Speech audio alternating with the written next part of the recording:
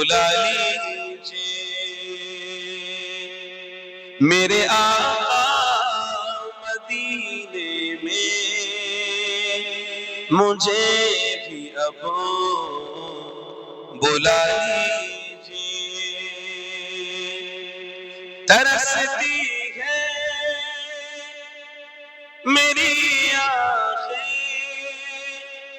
तरसती है मेरी आँखें, मुझे रौसा दिखा दीजिए। बोलून अल्लाहुम्मा आमीन, जुरे बोलून अल्लाहुम्मा आमीन। मेरे आका मदीने में मुझे भी अब बुला लीजिए। अल्लाहुम्मा सल्ली अला सय्यिदना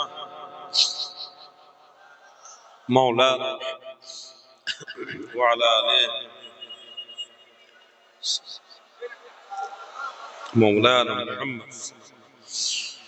वक़ाल अल्लाहु तआला फी कलामिल मजीद वल फुरक़ानिल हमीद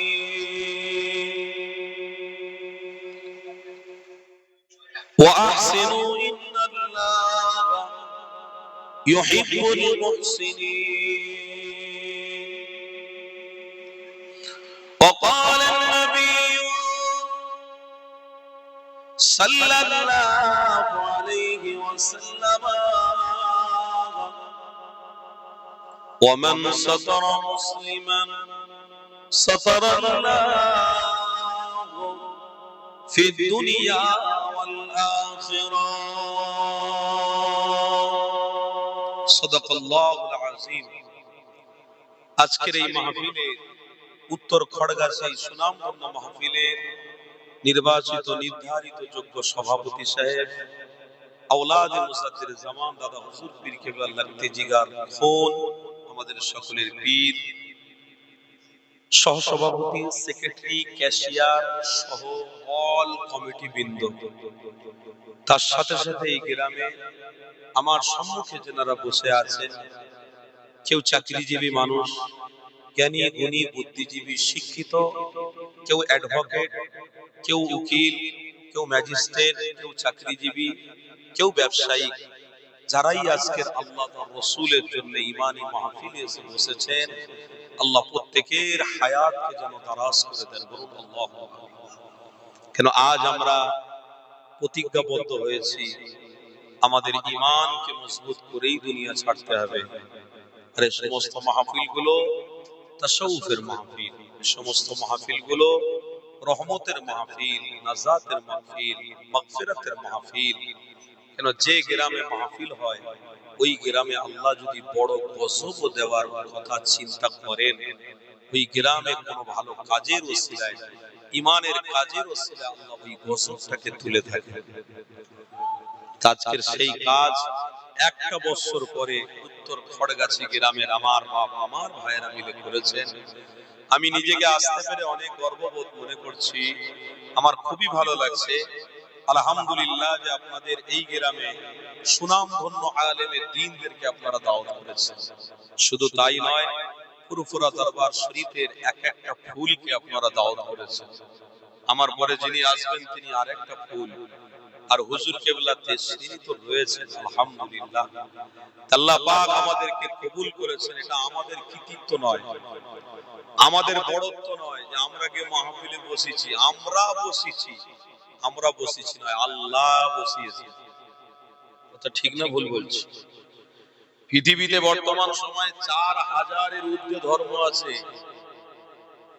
যে বিষয়ের ব্যাপারে আল্লাহ পাক সর্বশ্রেষ্ঠ পয়গম্বরকে পাঠিয়ে মেসেজ দিয়েছেন, ফতে মক্কার দিনেতে আমার রাসূল পাক সাল্লাল্লাহু তাআলা আলাইহি ওয়াসাল্লাম মক্কার জমিনে দাঁড়িয়ে স্পষ্ট ভাষায় বলেছিলেন, আল ইয়াউমা আকমালতু লাকুম দীনাকুম ওয়া আতমামতু আলাইকুম নি'মাতি ওয়া রাদিতু লাকুমুল ইসলাম দীনা।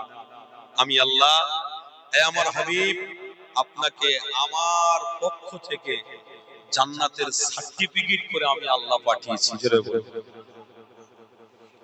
রাসূল হলেন আপনার আমার জন্য জান্নাতের সার্টিফিকেট। পৃথিবীর সার্টিফিকেট অনেক আমাদের থাকতে পারে, কিন্তু এই সার্টিফিকেট শুধু কেবলমাত্র দুনিয়ায় আবদ্ধ, দুনিয়ায় প্রতিবন্ধিতা। চোখটা বন্ধ হবে, সব সার্টিফিকেট আপনার ওখানে যেখানে ছিল ওইখানে রেখে দেন। তাহলে কে কবরে যাচ্ছে? বলে অনেক বড় মাস্টার সাহেব যাচ্ছে। কে কবরে যাচ্ছে? বলে অনেক বড় অ্যাডভোকেট ছিলেন, উনি কবরে যাচ্ছে। হ্যাঁ, কে কবরে যাচ্ছে? বলে এই গ্রামের 10-এর দেশের কাজ করতেন, উনি যাচ্ছে কবরে। কে কবরে যাচ্ছে? বলছে এই গ্রামের সবথেকে বড় ধনী ব্যক্তি, জামাই ছিলেন তিনি, আমাদের সুনামধন্য জামাই, তিনি কবরে যাচ্ছে। আল্লাহ বললেন সব সার্টিফিকেট দুনিয়াতে ততক্ষণ পর্যন্ত চলবে যতক্ষণ তোমরা চোখটাকে খুলে রাখবে। যেদিনে চোখের কথা, হাতের কথা, এই পায়ের কথা, সব শক্তিগুলোকে আমি কেড়ে নেব, সেদিনে সব সার্টিফিকেট তোমাদের বন্ধ। আর তোমরা কোনো সার্টিফিকেট না দেখতে পারবে, না পড়তে পারবে, না নিয়ে কবরে আসতে পারবে। একটা সার্টিফিকেট ইয়াউমাল কবরে চলবে, সেটা হলো জানের রহমত, মুস্তাফা জানের রহমতের প্রেম। জোরে বলুন সুবহানাল্লাহ।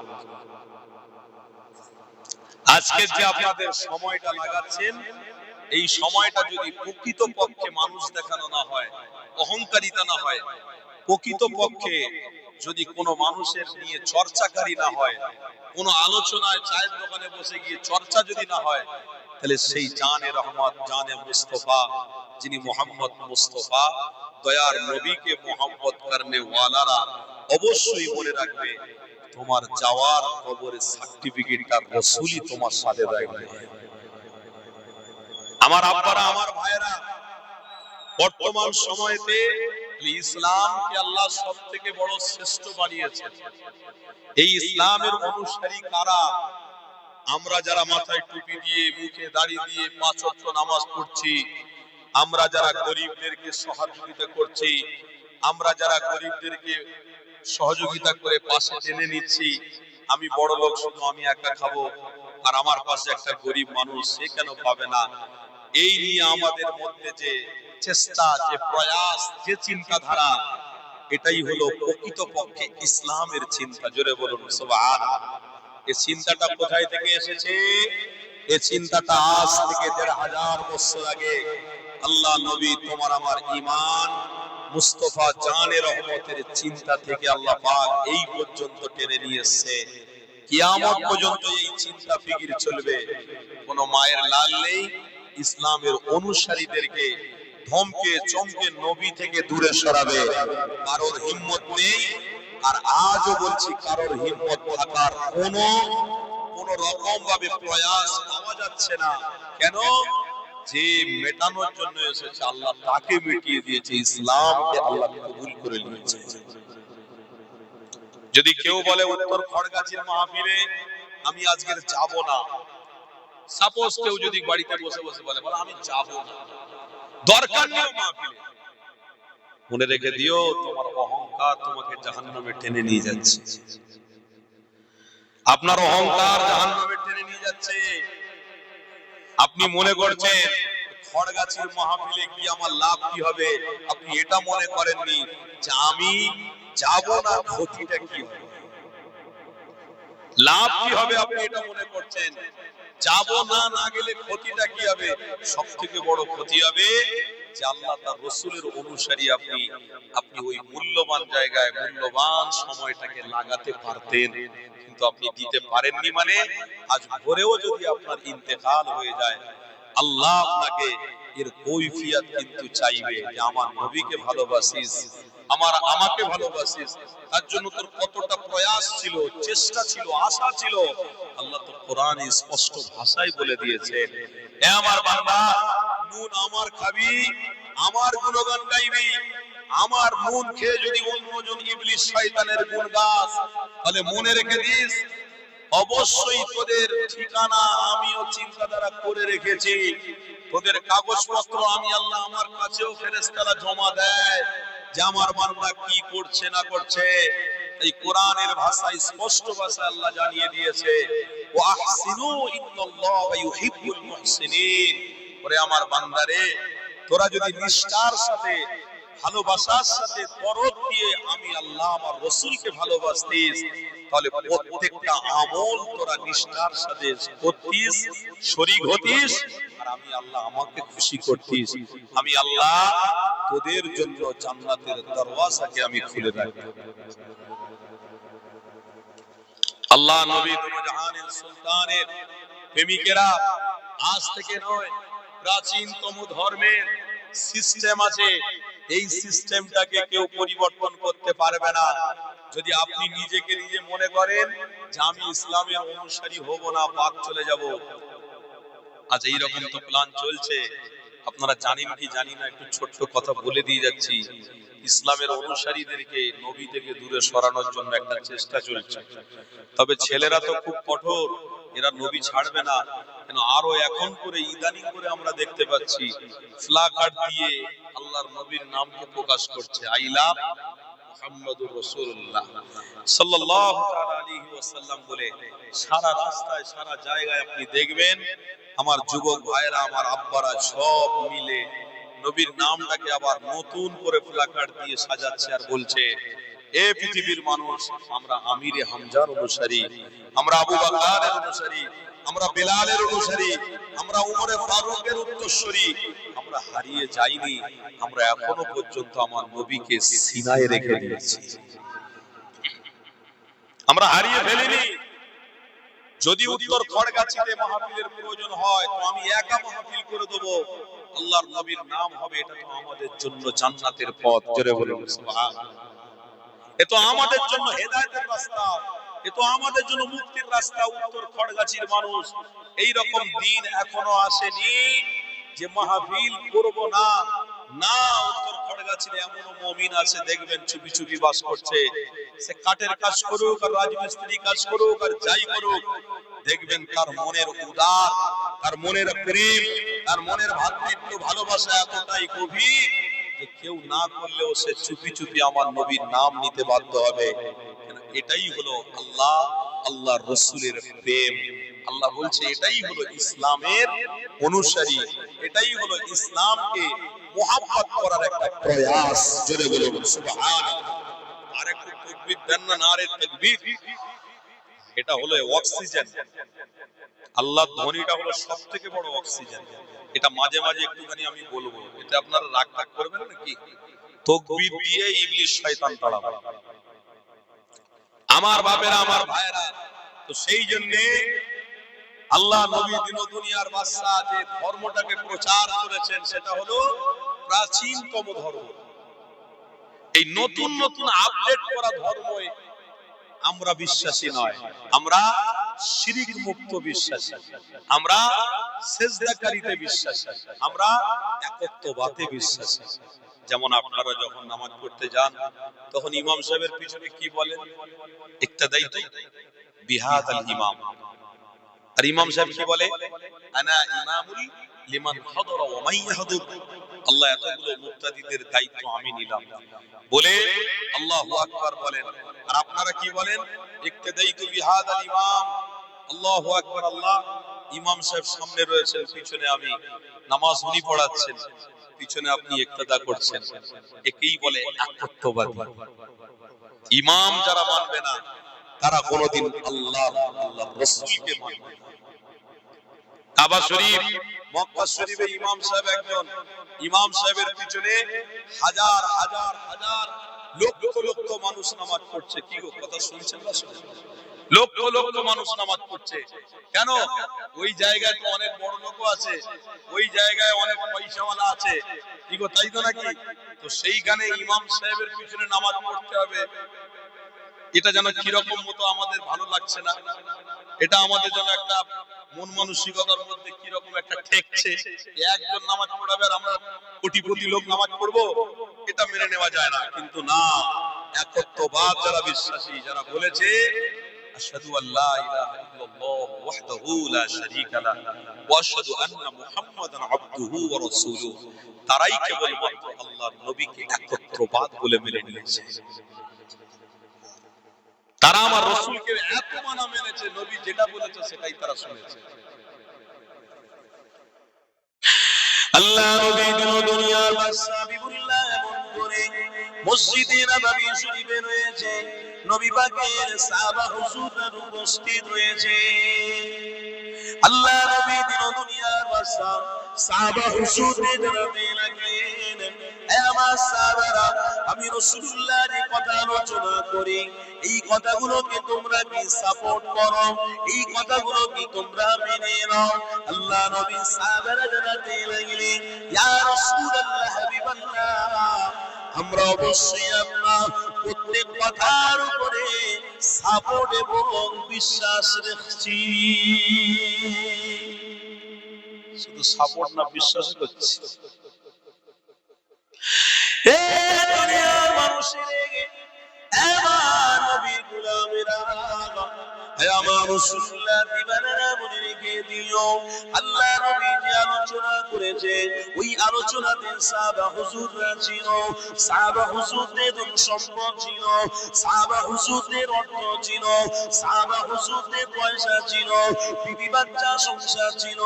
আমার নবী পাকের দরবারে বসে বসে আল্লাহ নবী যে কথা আলোচনা করে ওই কথার উপরে মনোযোগ দিয়ে জীবনটাকে ধর্ম মনে করেছে। একটাই কারণে, কেননা দুনিয়ার বাদশা হাবিবুল্লাহর চেহারার মধ্যে পার্থক্য রয়েছে, কথার মধ্যে পার্থক্য রয়েছে, চলাফেরার মধ্যে পার্থক্য রয়েছে। এই যুবকেরা, তরুণীরা, আপনারা ওই মক্কার জমিনে সাহাবা হুজুররা জানাতে লাগলেন, ইয়া রাসূলুল্লাহ হাবিবাল্লাহ, এত মানুষ আমরা আগে দেখেছি, এখন আপনার মতো কাউকে পরিচয়টা পেলাম না, আপনার চেহারার মতো আর কাউকে খুঁজে পেলাম না, আপনার কথার মতো কথা কারোর মুখ থেকে পেলাম না। কেননা যার কাছে গেছি সেই কোনো না কোনো বাজে কথা বলেছে, সেই কোনো না কোনো খারাপ অন্যায় কথা শিখিয়ে দিয়েছে, অন্যায়ের দিকে ঠেলে দিয়েছে। ইয়া রাসূলুল্লাহ হাবিবাল্লাহ, আপনার অনুসারী আমরা, এতটুকু জ্ঞান আমাদের রয়েছে, এতটুকু বিবেক আমাদের রয়েছে।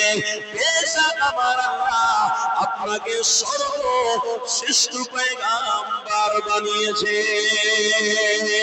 আল্লাহ নবী সাহাবারা যখনই এমন আলোচনায় শরীক হয়ে গিয়ে এই নিয়ত ভাষা নিয়ে বসে পড়তো, আমার নবী পাক জানাতে লাগতো, হে আমার সাহাবারা, আমি রাসূলুল্লাহ জানিয়ে দিলাম, তোমাদের যে মানসিকতা, তোমাদের যে ভাতৃত্ব ভালোবাসা, তোমাদের যে নবীর প্রতি এতটা আবেগ, এই সাহাবারা শুনে রেখে দাও, আমি রাসূলুল্লাহ জানিয়ে দিলাম, ফারহাক আমার আল্লাহ আমাকে ওয়াকুল হাক্কু ওয়া যাহাকাল বাতিল ইন্নাল কানা বাতিলান যাহুকা, আমার আল্লাহ আমাকে হকের পক্ষ বানিয়ে দুনিয়ায় পাঠিয়েছে, হক বার্তা দিতে দুনিয়ার জমিনে পাঠিয়েছে। আমার সাহাবারে, আমার প্রেমিকেরে, আমি রাসূলুল্লাহ জানিয়ে দিই, তোমরা যারা আমাকে অনুসরণ করছো, তোমরা যারা আমাকে মহব্বত করছো, আমার আল্লাহ সব খবর রেখেছে। বেশক তোমাদেরকে আল্লাহ জান্নাতি বান্দা বলে কবুল করে নিয়েছে।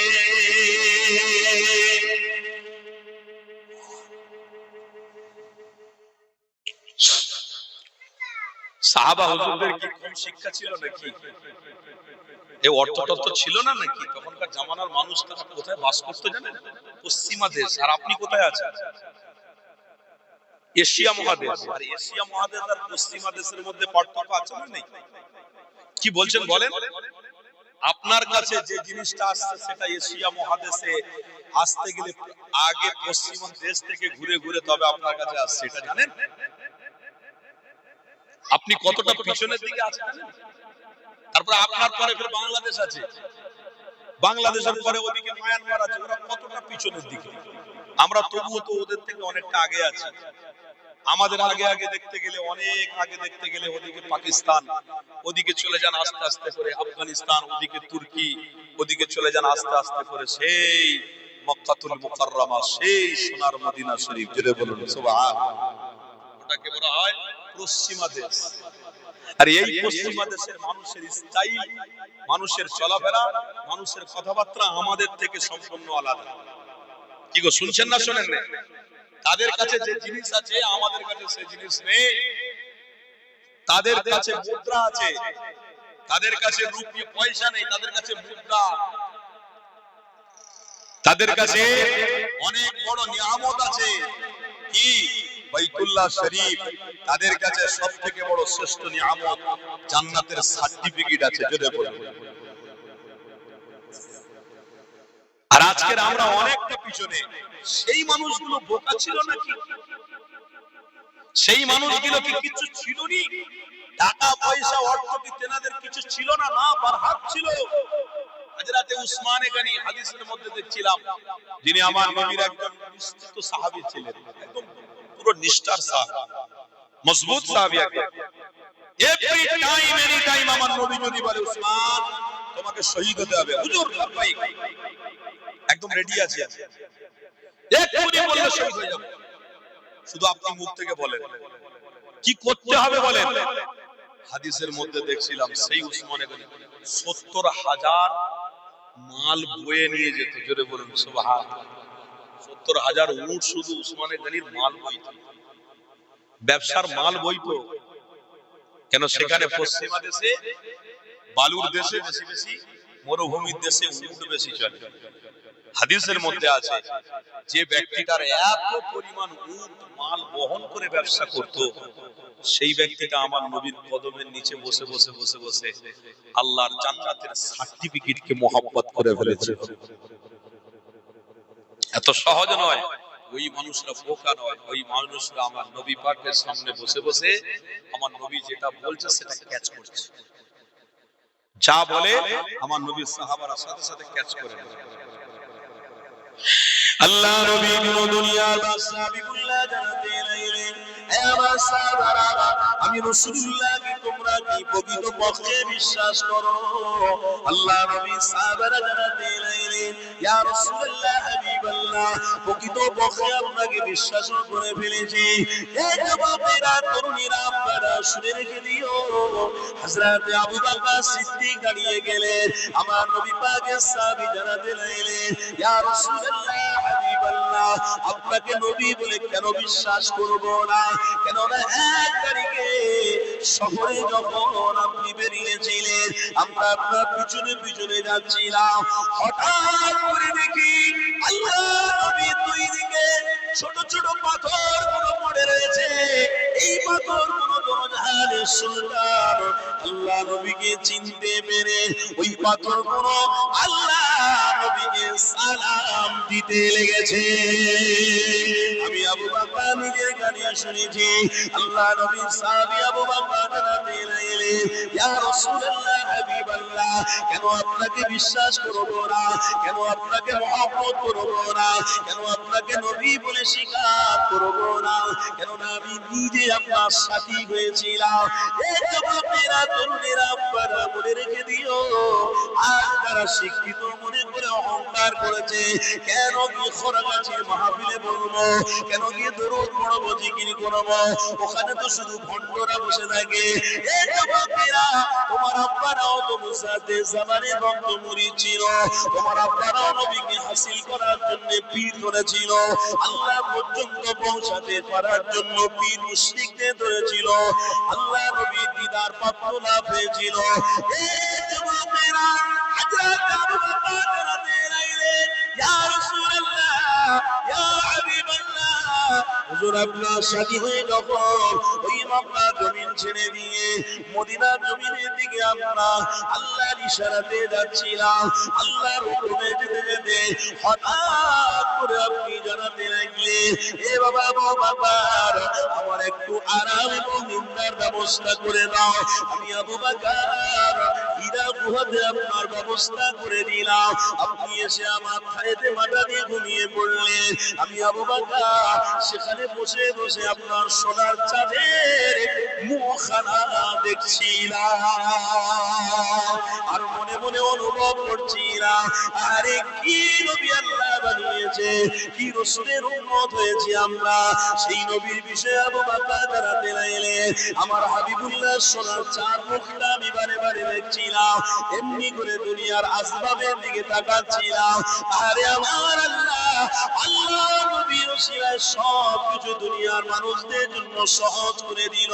সেই নবী আমার পায়েতে মাথা দিয়ে ঘুমিয়ে রয়েছে, ওই নবী আমার পায়েতে মাথা দিয়ে আরাম করতে লেগেছে। আমি আবু বকর বসে থাকতে থাকতে হঠাৎ করে আমার একটা বিষাক্ত সাপ কামড়েছে, জ্বালা যন্ত্রণা হলো, আমার চোখ দিয়ে টপ টপ করে পানি পড়ছিল। আমার নবী পাকের পেশারি মোবারকে পড়লো। আল্লাহ নবী উঠে জানাতে লাগলেন, এ আবু বকর, কেন তুমি কাঁদছো? ঘরের কথা কি মনে পড়ে গেছে? এ আবু বকর, কেন তুমি কাঁদছো? বাড়ির বাচ্চাদের কথা কি তোমার মনে পড়ে গেল? আবু বকর বলতে লেগেছে, ইয়া রাসূলুল্লাহ, হাবিবাল্লাহ, আমার বাড়ি ঘরের কথা মনে পড়েনি, একটা সাপ আমরা কামড়েছে, ওই বিষয়তে আমি আবু বকর ছটফট করতে লেগেছি। আল্লাহ নবী কি নবী আমার ছিল, নবী আমার জুতো মোবারকটা নিয়ে আবু বকরের গায়ে লাগিয়ে দিয়েছিল। আল্লাহ নবী সাহাবী আবু বকর জানাতে লাগলো, ইয়া রাসূলুল্লাহ, হাবিবাল্লাহ, কেন আমার নবীকে বিশ্বাস করব না?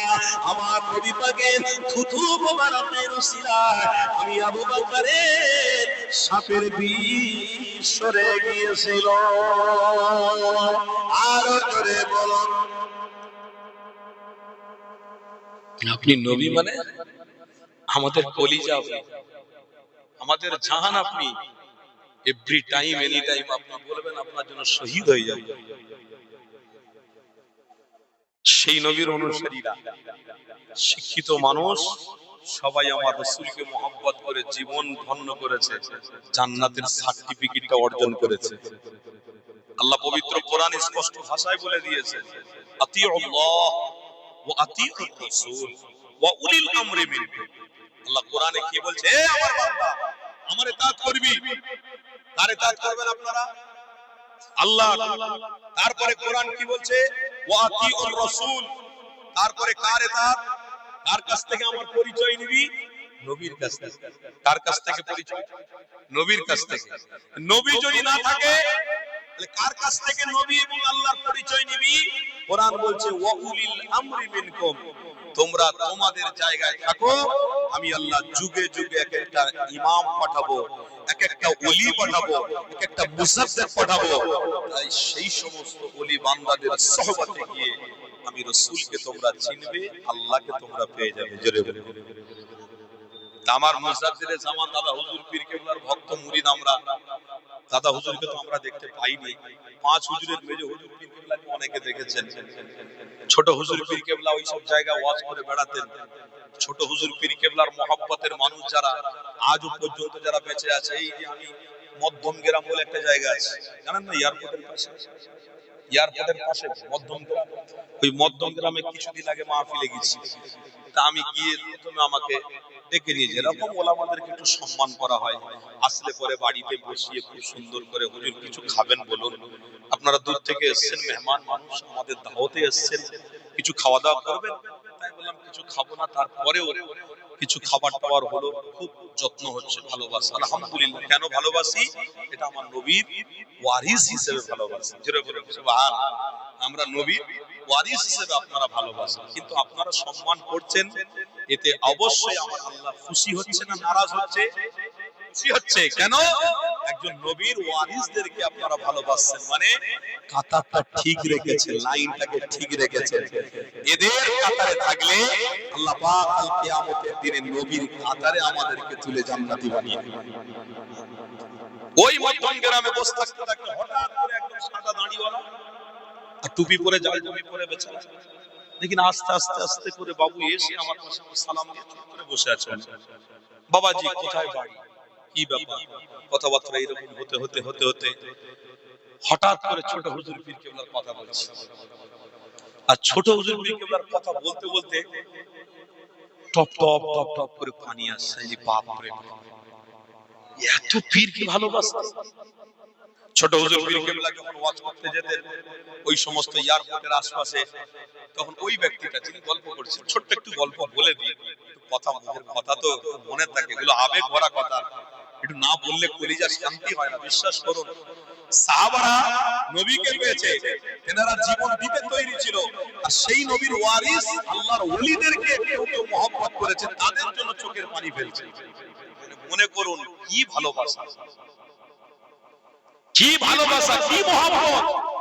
এই ছোট হুজুর পীর কেবলার ভালোবাসা ওই মানুষটা বলতে বলতে বলছেন, হুজুর যেখানে ছোট হুজুর পীর কেবলা আসতেন আমি যেতাম, আর আমাকে খুব ভালোবাসতেন।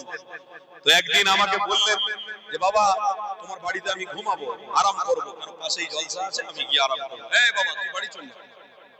ওনাকে বললেন তুমি বাড়ি চলে যাও, একটু খাওয়া দাওয়ার ব্যবস্থা করো, আমি খেয়ে দিয়ে একটু আরাম করবো, তার পাশে মাহফিল আছে, মাহফিল করবো। তিনি ছুটে চলে এলেন, মাহফিলে গিয়েছিলেন ওয়াজ শুনতে, তিনাকে হুজুর বললেন, হুকুম করলেন, তিনি চলে এলেন। এসে ছোট একটা পুকুর, যে পুকুরে ভালো মাছ নেই, কিচ্ছু নেই, বিশ্বাস করুন ওনার কথা বলছি, আল্লাহকে সাক্ষী রেখে, যে পুকুরে আমি আমার জামাইকে বললাম বাবা একটা জাল লিয়া, একটু বিসমিল্লাহ বলে দেখি জালটা ফেলি, কারণ আমার পীর আমার বাড়িতে আসছে তো, দেখি ফেলি। বিসমিল্লাহ বলে জালটা ফেলেছে, আল্লাহকে সাক্ষী রেখে, আল্লাহ পাক রব্বুল আলামিন দেখছেন। তিনি বললেন যে এত বড় মাছ আমার পুকুরে হয়েছে, আমি জীবনে কল্পনা করতে পারি, আমি বিশ্বাস করিনি যে এত বড় মাছ আমার পুকুরে হয়েছে, অসম্ভব।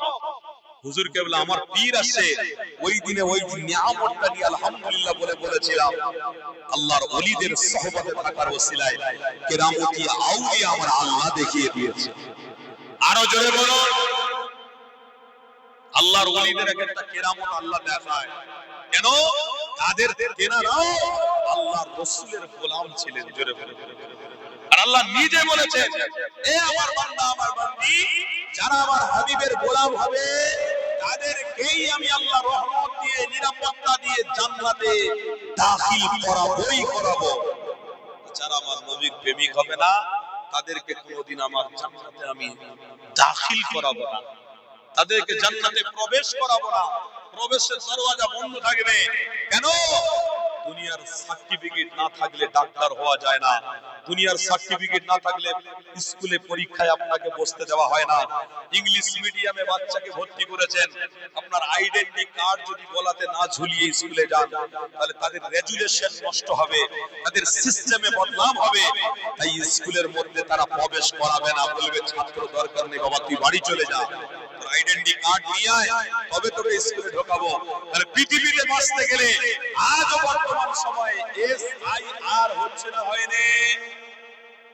এটাও একটা সার্টিফিকেট, এটাও একটা সার্টিফিকেট, বেঁচে থাকার সার্টিফিকেট। এইটা সার্টিফিকেটটা আপনি যদি না দেখাতে পারেন, আপনাকে নিয়ে বলবে বাংলাদেশি, আপনাকে বলবে পাকিস্তানি, আপনাকে বলবে তুর্কিস্তানি, আপনাকে বলবে সেই আরববাসী, আপনাকে বলবে সেই এই দেশে যাও, মায়ানমারে যাও, ওই দেশে যাও। ভাই কি হচ্ছে না হচ্ছে ভিতরের খবর আমার দেখার দরকার নেই। আমি ইমানি দাওয়াত দিতে এসেছি, ইমানের কথা আপনাদেরকে বলবো, ওই বিষয়ে আমি যাচ্ছি না, কিন্তু আইডেন্টিফাই একটু বলে দিয়ে যাই। কেন এখনকার বর্তমান সময়তে SIR যে বলে আসছে, এটার মধ্যে আপনাদেরকে একটা শিক্ষা গ্রহণ করতে হবে। আল্লাহ বেঁচে থাকতে গেলে এর সার্টিফিকেট দরকার, বিনা সার্টিফিকেটে চাকরি হয় না, বিনা সার্টিফিকেটে, বিনা আমন্ত্রণে কাটে আপনাকে প্রবেশ করাতে দেবে না। আল্লাহ গো, তো জান্নাতে যেতে গেলে কোন সার্টিফিকেট দরকার? আমার আল্লাহ বললেন, মা কানা মুহাম্মাদুন আবা আহাদিম মির রিজালিকুম ওয়ালাকিন রাসূলুল্লাহ। তাফসীরে কুরতুবী খুলুন, তাফসীরে বাইহাকী খুলুন, তাফসীরে রুহুল মানি খুলুন, স্পষ্ট ভাষায় লেখা আছে ওয়ালাকিন রাসূলুল্লাহ।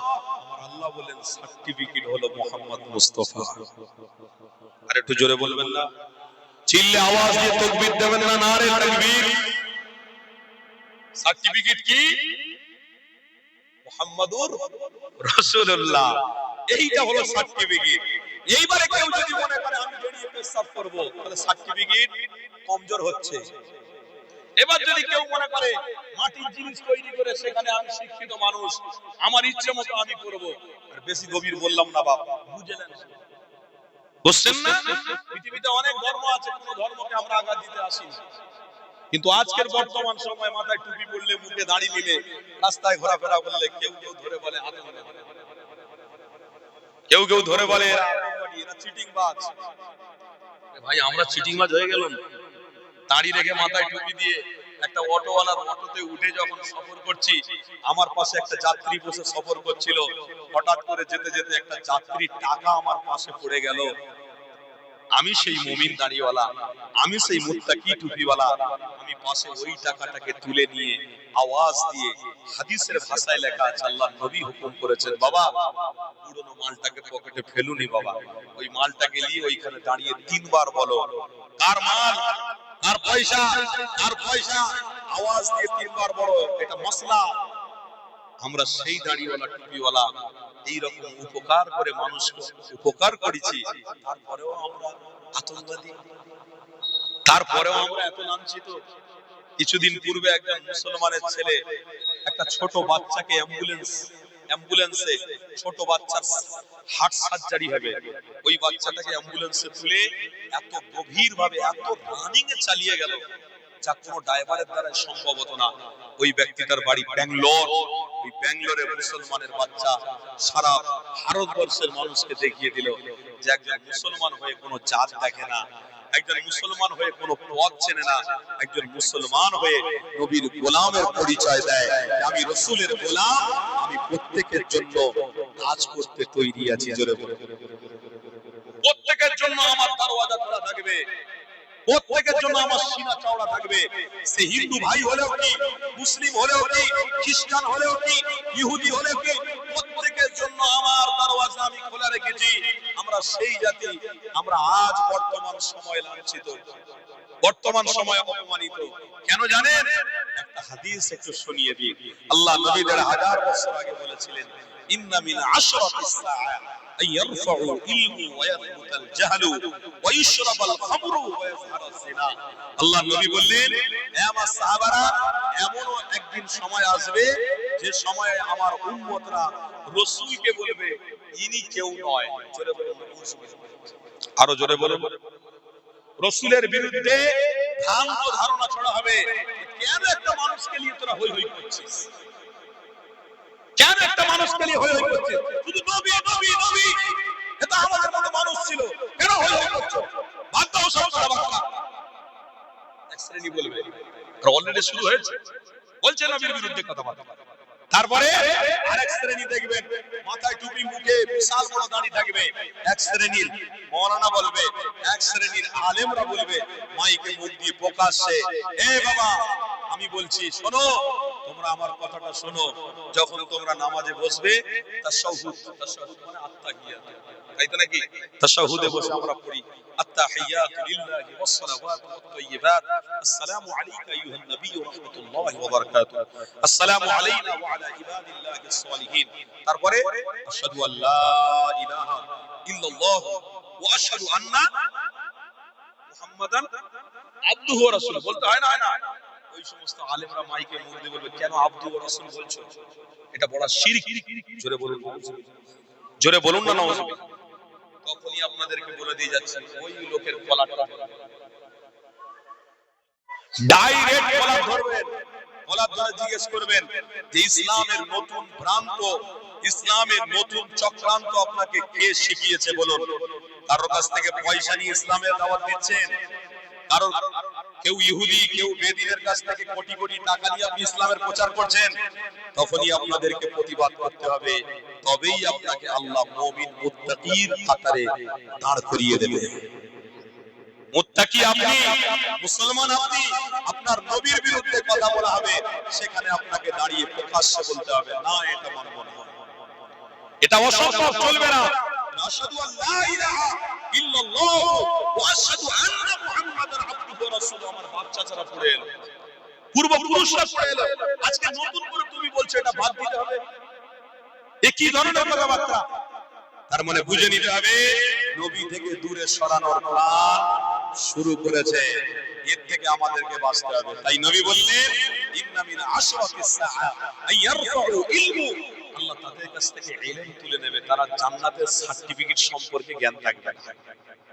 কি বললাম বুঝতে পারছেন? জান্নাতের সার্টিফিকেট কোনটা, এই জ্ঞানটা আর মানুষের মধ্যে থাকবে না। কেন? তারা এতটা অন্যায়কারী হয়ে যাবে, এতটা ব্যভিচারী হয়ে যাবে। এতটা মানুষ মানুষের প্রতি হিংসা করবে, এতটা জুলুম করবে, নবীকে আর তারা চিনতে পারবে না। তাহলে আমার আলোচনা কোনটা ছিল? ছোট হুজুর পীর কেবলার ভক্ত যদি চোখের পানি ফেলে কাঁদতে পারে, তাহলে আবু বকর সিদ্দিক আমার রাসূলকে ডাইরেক্ট দেখেছে, কেন জীবন দিতে পারবে না? কথা বুঝছেন না? এটা আমার আলোচনা ছিল। বলতে বলতে অনেকটা ঘুরিয়ে ফেললাম। তাহলে আবু বকর সিদ্দিক কেন আমার রাসূলকে ডাইরেক্ট দেখে নবী বলে স্বীকার করবে? বাবেরা, নওজোয়ান তরুণীরা, আমার নবী দিওয়ানারা, আসেন একটু আলোচনার দিকে ফিরে যাই। আল্লাহ নবী দিন দুনিয়ার বাদশা হাবিবুল্লাহ বলো, তোমার আমার জন্য জান্নাত, তোমার আমার জন্য নাজাত, তোমার আমার জন্য মুক্তি। ওই রাসূলুল্লাহর অনুসারীরা ইনশাআল্লাহ আল্লাহর জান্নাতে যাবে।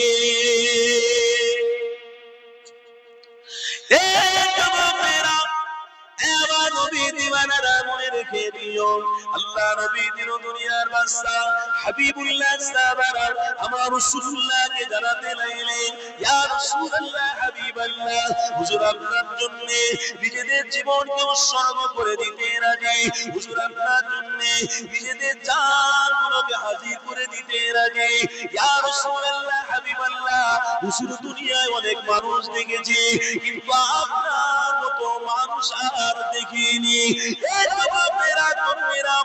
মনে রেখে দিও, তিনাদের মধ্যেও শিক্ষা ছিল, তিনাদের মধ্যেও জ্ঞান ছিল, কিন্তু তিনারা প্রকাশ্যে আমার নবীকে দেখে আল্লাহ নবী বলে স্বীকার করেছিল।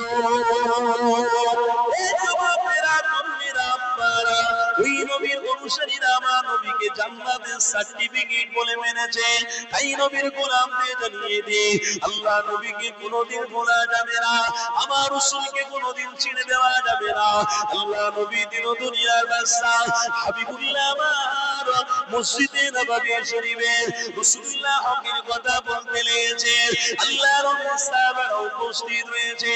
নবী আমার সেই সময়তে সাহাবা হুজুরদের জানাতে লাগলেন, এ সাহাবারে, আমি রাসূলুল্লাহ, আমার কথাকে তোমরা সাপোর্ট করছো কি না?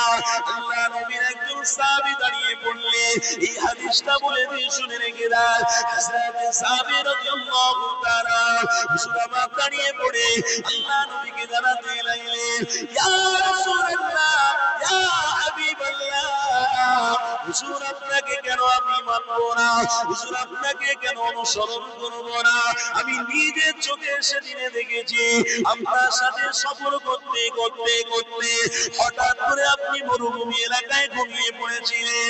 ইয়া রাসূলুল্লাহ, হাবিবাল্লাহ, সেদিনে আপনি ঘুমানো অবস্থায় শুয়েছিলেন। আমি যাবে দাঁড়িয়েছিলাম মাথার সামনে, দাঁড়িয়ে দাঁড়িয়ে হঠাৎ করে দেখলাম একটা খেজুরের গাছ, ওই গাছটা মাটি চিরে চিরে চিরে আল্লাহ নবী দুনিয়ার বাদশা হাবিবুল্লাহর মাথার সামনে এসে দাঁড়িয়ে গেছে। ইয়া রাসূলুল্লাহ, ইয়া হাবিবাল্লাহ, কেন আপনাকে নবী বলে মানবো না? কেন আপনাকে মহব্বত করবো না? কেন আপনি আমাদের জন্য ঈমান, আপনি আমাদের জন্য নাজাত, আপনি আমাদের জন্য মাগফিরাত, আপনাকে নবী অবশ্যই আমরা স্বীকার করে ফেলেছি। হযরত জাবের জানাতে লাগলেন, ইয়া রাসূলুল্লাহ, হাবিবাল্লাহ, সেদিনে ওই খেজুরের গাছটা বুখারী শরীফের হাদিসে রয়েছে গো। আল্লাহ নবী সাহাবী জানাতে লাগলেন, সেদিনে ওই খেজুরের গাছটা আল্লাহ নবীর মাথার সামনে এসে দাঁড়িয়ে পড়েছিল। কিছুক্ষণ নবীর সামনে দাঁড়িয়েছিল, আবার জায়গা মতো পৌঁছে গিয়েছিল। ইয়া রাসূলুল্লাহ, হাবিবাল্লাহ, আপনি নিজে সেদিনে বলেছিলেন, এ বাবা জাবের, আল্লাহ আমাকে তামাম দুনিয়ার মানুষের জন্য রহমত করে পাঠিয়েছে। এ বাবা জাবের, আমি রাসূলুল্লাহ জানিয়ে দিই, তামাম মানুষের জন্য জান্নাতের পথ করে আমাকে পাঠানো হয়েছে। তামাম মানুষের জন্য হককে প্রতিষ্ঠিত করার জন্য মুহাম্মদ রাসূলকে পাঠানো হয়েছে। তামাম মানুষকে মুক্তির রাস্তা দেখানোর জন্য মুহাম্মদ রাসূলকে পাঠানো হয়েছে। আল্লাহ নবী সেদিনে জানাতে লাগলেন, এ বাবা জাবের, আমি রাসূলুল্লাহ আমাকে দেখার জন্য ওই গাছটা আল্লাহর কাছে দোয়া চেয়েছিল। কিন্তু দুনিয়ার বাদশাহ বললা আমার কাছাকাছি রয়েছে, আমি খেজুরের গাছ, আপনার একজন ছোট মাখলুক, আমি কেন রাসূলুল্লাহকে দেখবো না? আমি কেন আমার হাবিবকে একটু মন করে দেখবো না? ওগো আমার আল্লাহ, আপনি আমাকে দেন যাওয়ার শক্তি দেন, আমি আমার হাবিবের সম্মুখে গিয়ে আমার নবী পাকের চাঁদ মুখখানা আমি চাঁদ করে দেব। আল্লাহ নবী জানাতে লাগলেন এই খেজুরের গাছটা আমি মুহাম্মদ মুস্তাফা আমার সামনে এসে দাঁড়িয়ে আমার চেহারা দেখে ধন্য হয়েছিল। হযরত জাবির জানাতে লাগলেন ইয়া রাসূলুল্লাহ হাবিবাল্লাহ, কেন আপনাকে নবী বলে মানব না?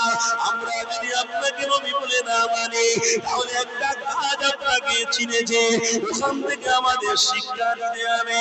আল্লাহ নবী দিন দুনিয়ার বাদশার জন্য যদি পাথরগুলো সালাম দেয়, যদি একটা গাছ আমার নবীকে চিনে ফেলে, তাহলে আমরা সাহাবা কেন আপনাকে চিনব না? ইয়া রাসূলুল্লাহ হাবিবাল্লাহ, সব কিছু উৎসর্গ করব আপনার জন্য, সব কিছু শহীদ হয়ে গিয়ে উৎসর্গ হব আপনার জন্য। কেন আল্লাহ কোরআনে জানিয়ে দিয়েছে ইন্নাল্লাহা আশতারা মিনাল মুমিনিনা আনফুসাহুম ওয়া আমওয়ালাহুম বিআন্না লাহুমুল জান্নাহ। হে আমার বান্দা বান্দীরে, আমার হাবিবের অনুসারী যারা তোরা হও, জান আর মাল আল্লাহর রাস্তায় তোরা দে, তার বিনিময়ে আমি আল্লাহ জান্নাত নসিব করে দেব। আর করে বলো এ জবাবেরা, এ নবীর দিওয়ানারা মনে রেখে দিও। আল্লাহ নবী সাহাবী জাবির জানাতে লাগলেন ইয়া রাসূলুল্লাহ হাবিবাল্লাহ, হুজুর আপনার জন্য সব তৈরি আছে, আপনার জন্য জীবন উৎসর্গ করার জন্য তৈরি আছে। আমার নবী পাক জানাতে লাগলেন এ বাবা জাবের রে, রাসূলুল্লাহকে চেনার জন্য, হাবিবুল্লাহর সাথে সম্পর্ক রাখার জন্য আমার আল্লাহ তোমাকে জান্নাতি বলে কবুল করেছে। আর আল্লাহ আল্লাহ, ছোট ছোট গাছ আমার রাসূলকে চিনেছে। ভক্তরা, মুরিদরা দাদা হুজুর পীর কেবলার আওলাদকে চিনেছে। তাদের জন্য আফসোসে চোখের পানি ফেলে, চোখ ফেটে যায়, কষ্ট হয়। আমার দাদা হুজুরের আওলাদ ছোট হুজুর পীর কেবলাকে ভালোবাসতেন গো। মেজ হুজুরের পাগল যারা ছিল, মেজ হুজুর কি ছিল, কি নিয়ামত ছিল, সামনে বসলে জানতেন না। আল্লাহর নবীর সাহাবী হযরত জাবের বলছেন আমি রাসূলকে নবী বলবো না মানে, রাসূলের জন্য জীবন দেব না মানে, ইনি হলেন আমার আসল সাথী, ইনি জান্নাতের সার্টিফিকেট। আর একটু জোরে বলুন, অসুবিধা হচ্ছে আপনাদের, কষ্ট হচ্ছে? কোরআন হাদিসের কথা শুনে আপনাদের বুকে যদি জ্বালা হয়, তাহলে মনে রাখুন আপনি আস্তে আস্তে কিন্তু শয়তানের রাস্তায় যাচ্ছেন বলে জ্বালা ধরছে।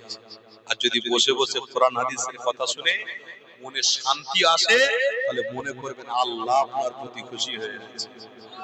আমার বাপেরা একটু মাইন্ড সেটআপ করুন, মন মানসিকতাকে ঠিক করুন। তাকবীর দেন তো দেখি, নারে তাকবীর না হয় রে। দক্ষিণ 24 পরগনা উত্তর খড়গাছি গ্রামে তাকবীর এইরকম মোহাব্বতে আওয়াজ দিয়ে দিতে হবে, যা হবে হবে আল্লাহর ধ্বনি দেন মোহাব্বতে, নারে তাকবীর। মাসলাকে মুসাদ্দির জামান হিজবুল্লাহ আহলে সুন্নাত ওয়াল জামাতের অনুসারী, নারে তাকবীর। মাশাআল্লাহ।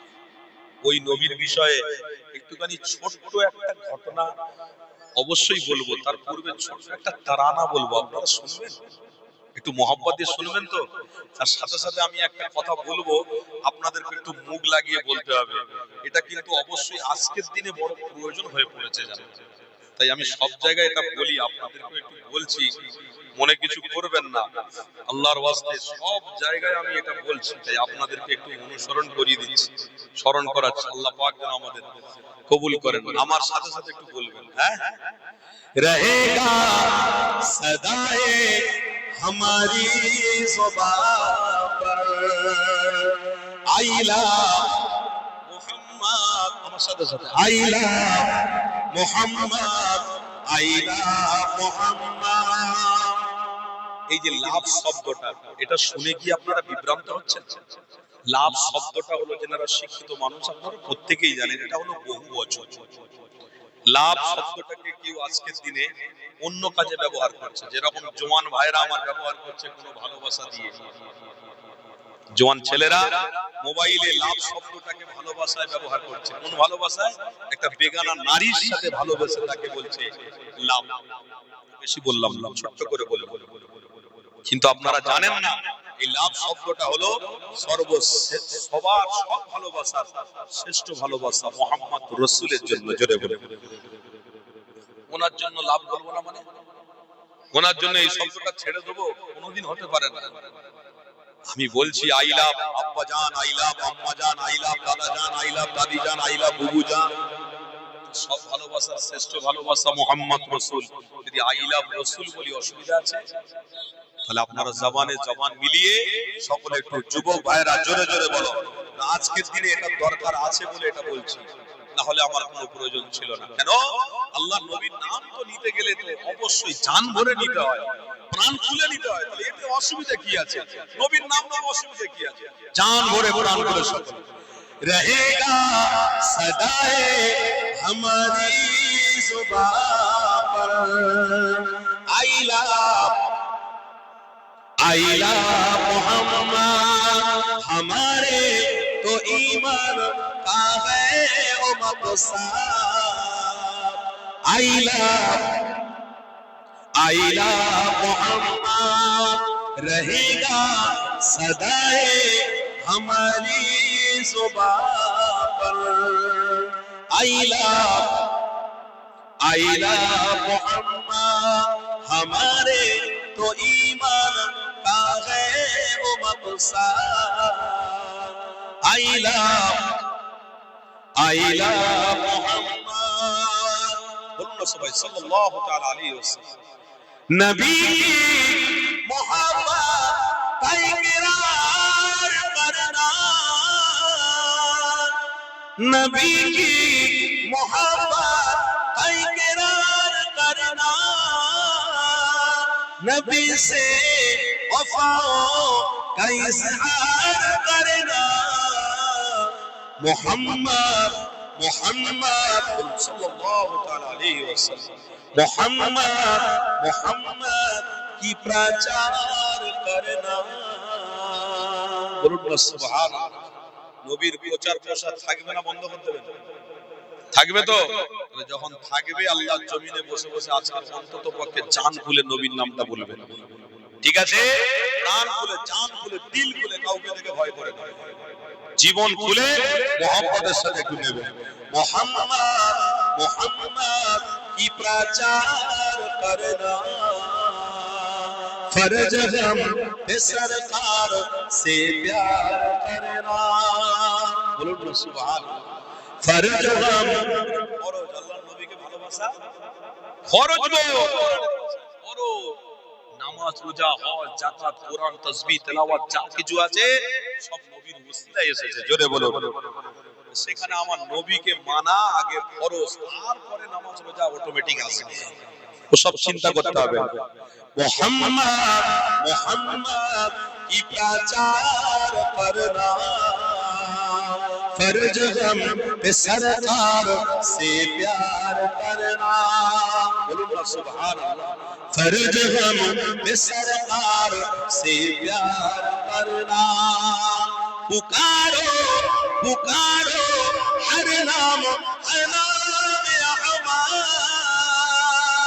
आई लाभ मोहम्मद, आई लाभ मोहम्मद, आई लाभ मोहम्मद, आई लाभ मोहम्मद, आई लाभ मोहम्मद, आई लाभ मोहम्मद। रहेगा सदाए हमारी जुबान पर। आई लाभ मोहम्मद, आई लाभ मोहम्मद, हमारे तो ईमान का है वो मक़सद।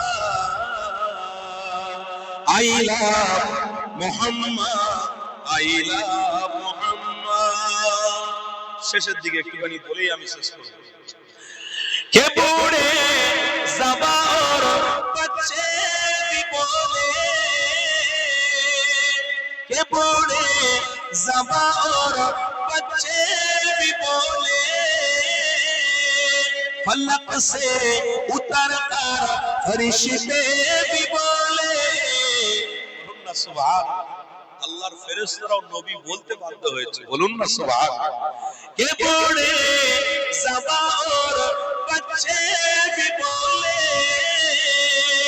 फलक से उतर कर फरिश्ते भी बोले, के बादल के बारिश की कतरे भी बोले, I love Mohammad, I love Mohammad, रहेगा सदाए हमारी जुबां पर, I love Mohammad, I love Mohammad, हमारे तो ईमान का है वो मक़सद, I love Mohammad, I love Mohammad.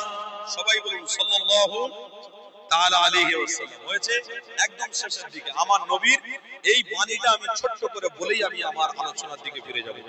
কারো অসুবিধা হচ্ছে না তো বাপ? কোনো সমস্যা হচ্ছে না তো? আমার বাপেরা এই নবীর বাণীটাকে খুব মনোযোগ দিয়ে শুনবেন। কেন?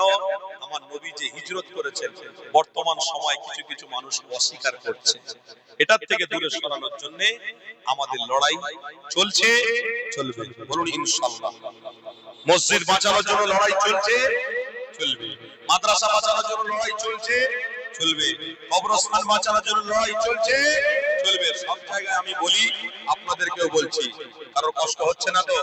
কেন? মসজিদ মাদ্রাসা খানকা এগুলো আমাদের ঈমানে জড়িয়ে আছে, এগুলোকে রক্ষা করতে হবে। কবরস্থানে আমাদেরকে দাফন হতে হবে। সেই জায়গাগুলো যদি কেউ বলে শপিং মহল তৈরি করব, বড় বড় জায়গা তৈরি করব, না আমরা মেনে নেব না। এর প্রতিবাদ যতদিন উইথড্র হবে ততদিন আমরা মেনে নিচ্ছি না। চলবে, চলবে। বলুন ইনশাআল্লাহ। একদম ছোট্ট করে আমার নবীর কথা বলে আমি আমার আলোচনার দিকে যাব। কভি ভি हमसे हिजरत का सफर भूला न जाएगा, बोलो ना सुभान। कभी भी हमसे हिजरत का सफर भूला न जाएगा, कभी भी हमसे हिजरत का सफर भूला न जाएगा, अबू अय्यूब अंसारी का घर भूला न जाएगा। सुबहानाल्लाह।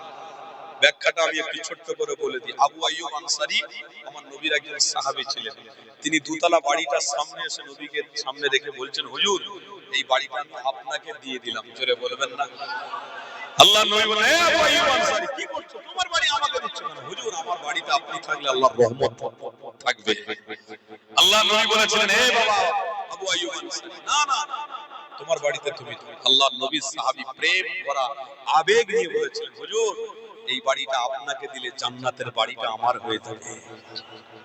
रहेगा कभी भी हमसे हिजरत का सफर भूला न जाएगा, अबू अय्यूब अंसारी का घर भूला न जाएगा। এটা শেষ বলে শেষ করে দাও। शहादत हो गिलाओं की,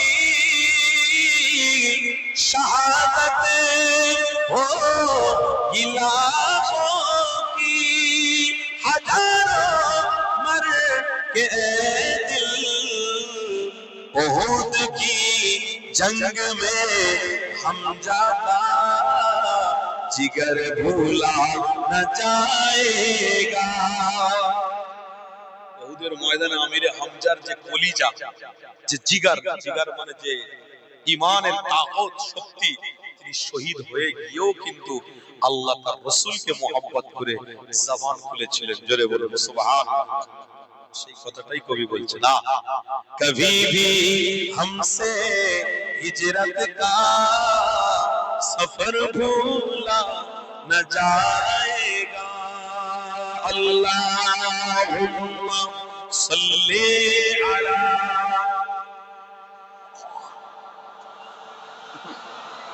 मुहम्मद व अला आलिहि।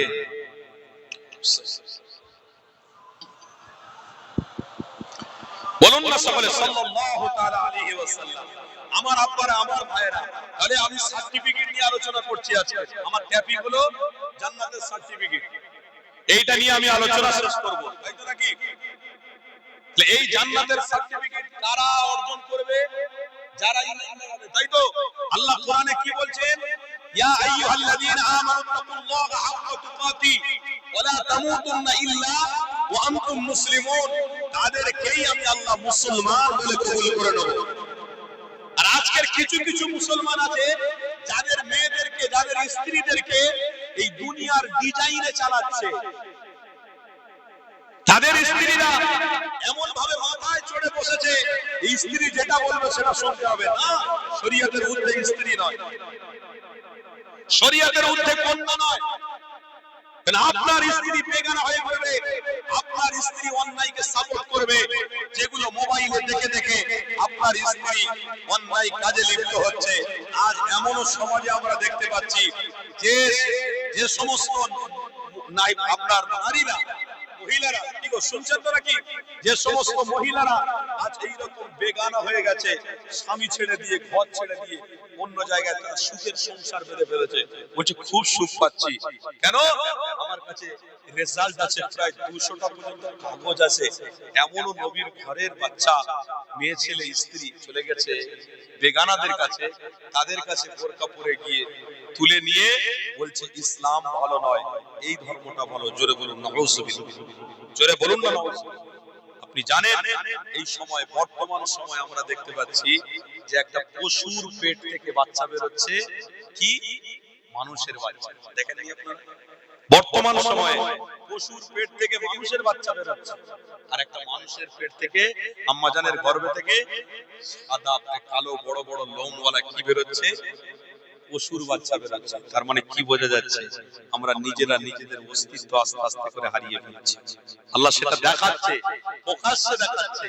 আল্লাহ পাক বললেন কোরআনে, ইয়া আইয়ুহাল্লাযীনা আমানু, হে আমার ঈমানদারেরা, আমানু তাকুল্লাহা হাক্কা তুকাতি ওয়া লা তামুতুন্না ইল্লা ওয়া আনতুম মুসলিমুন। তোমরা যদি নবীর অনুসারী হও তাহলে তোমাদের পরিচয় হলো মুসলমান। ধরে বলো, আমাদের পরিচয় কি? মুসলমান। আর আমরা মুসলমান মানে ইনশাআল্লাহ আমরা নবীর পাগল। কথা ঠিক না বলবো? বাবেরা, নওজোয়ান তরুণীরা, আমার নবীর দিওয়ানারা, খবরদার মনে রেখে দিও, এই দুনিয়া জমিনে কোনো কৃষ্টি কালচার ইসলামকে দমানো যাবে না।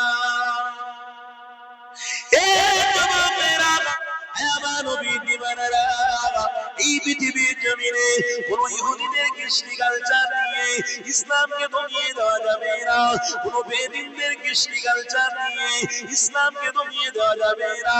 কেন? ইসলামের অনুসারী যারা, তারা আল্লাহ তার রাসূলের জন্য আছে।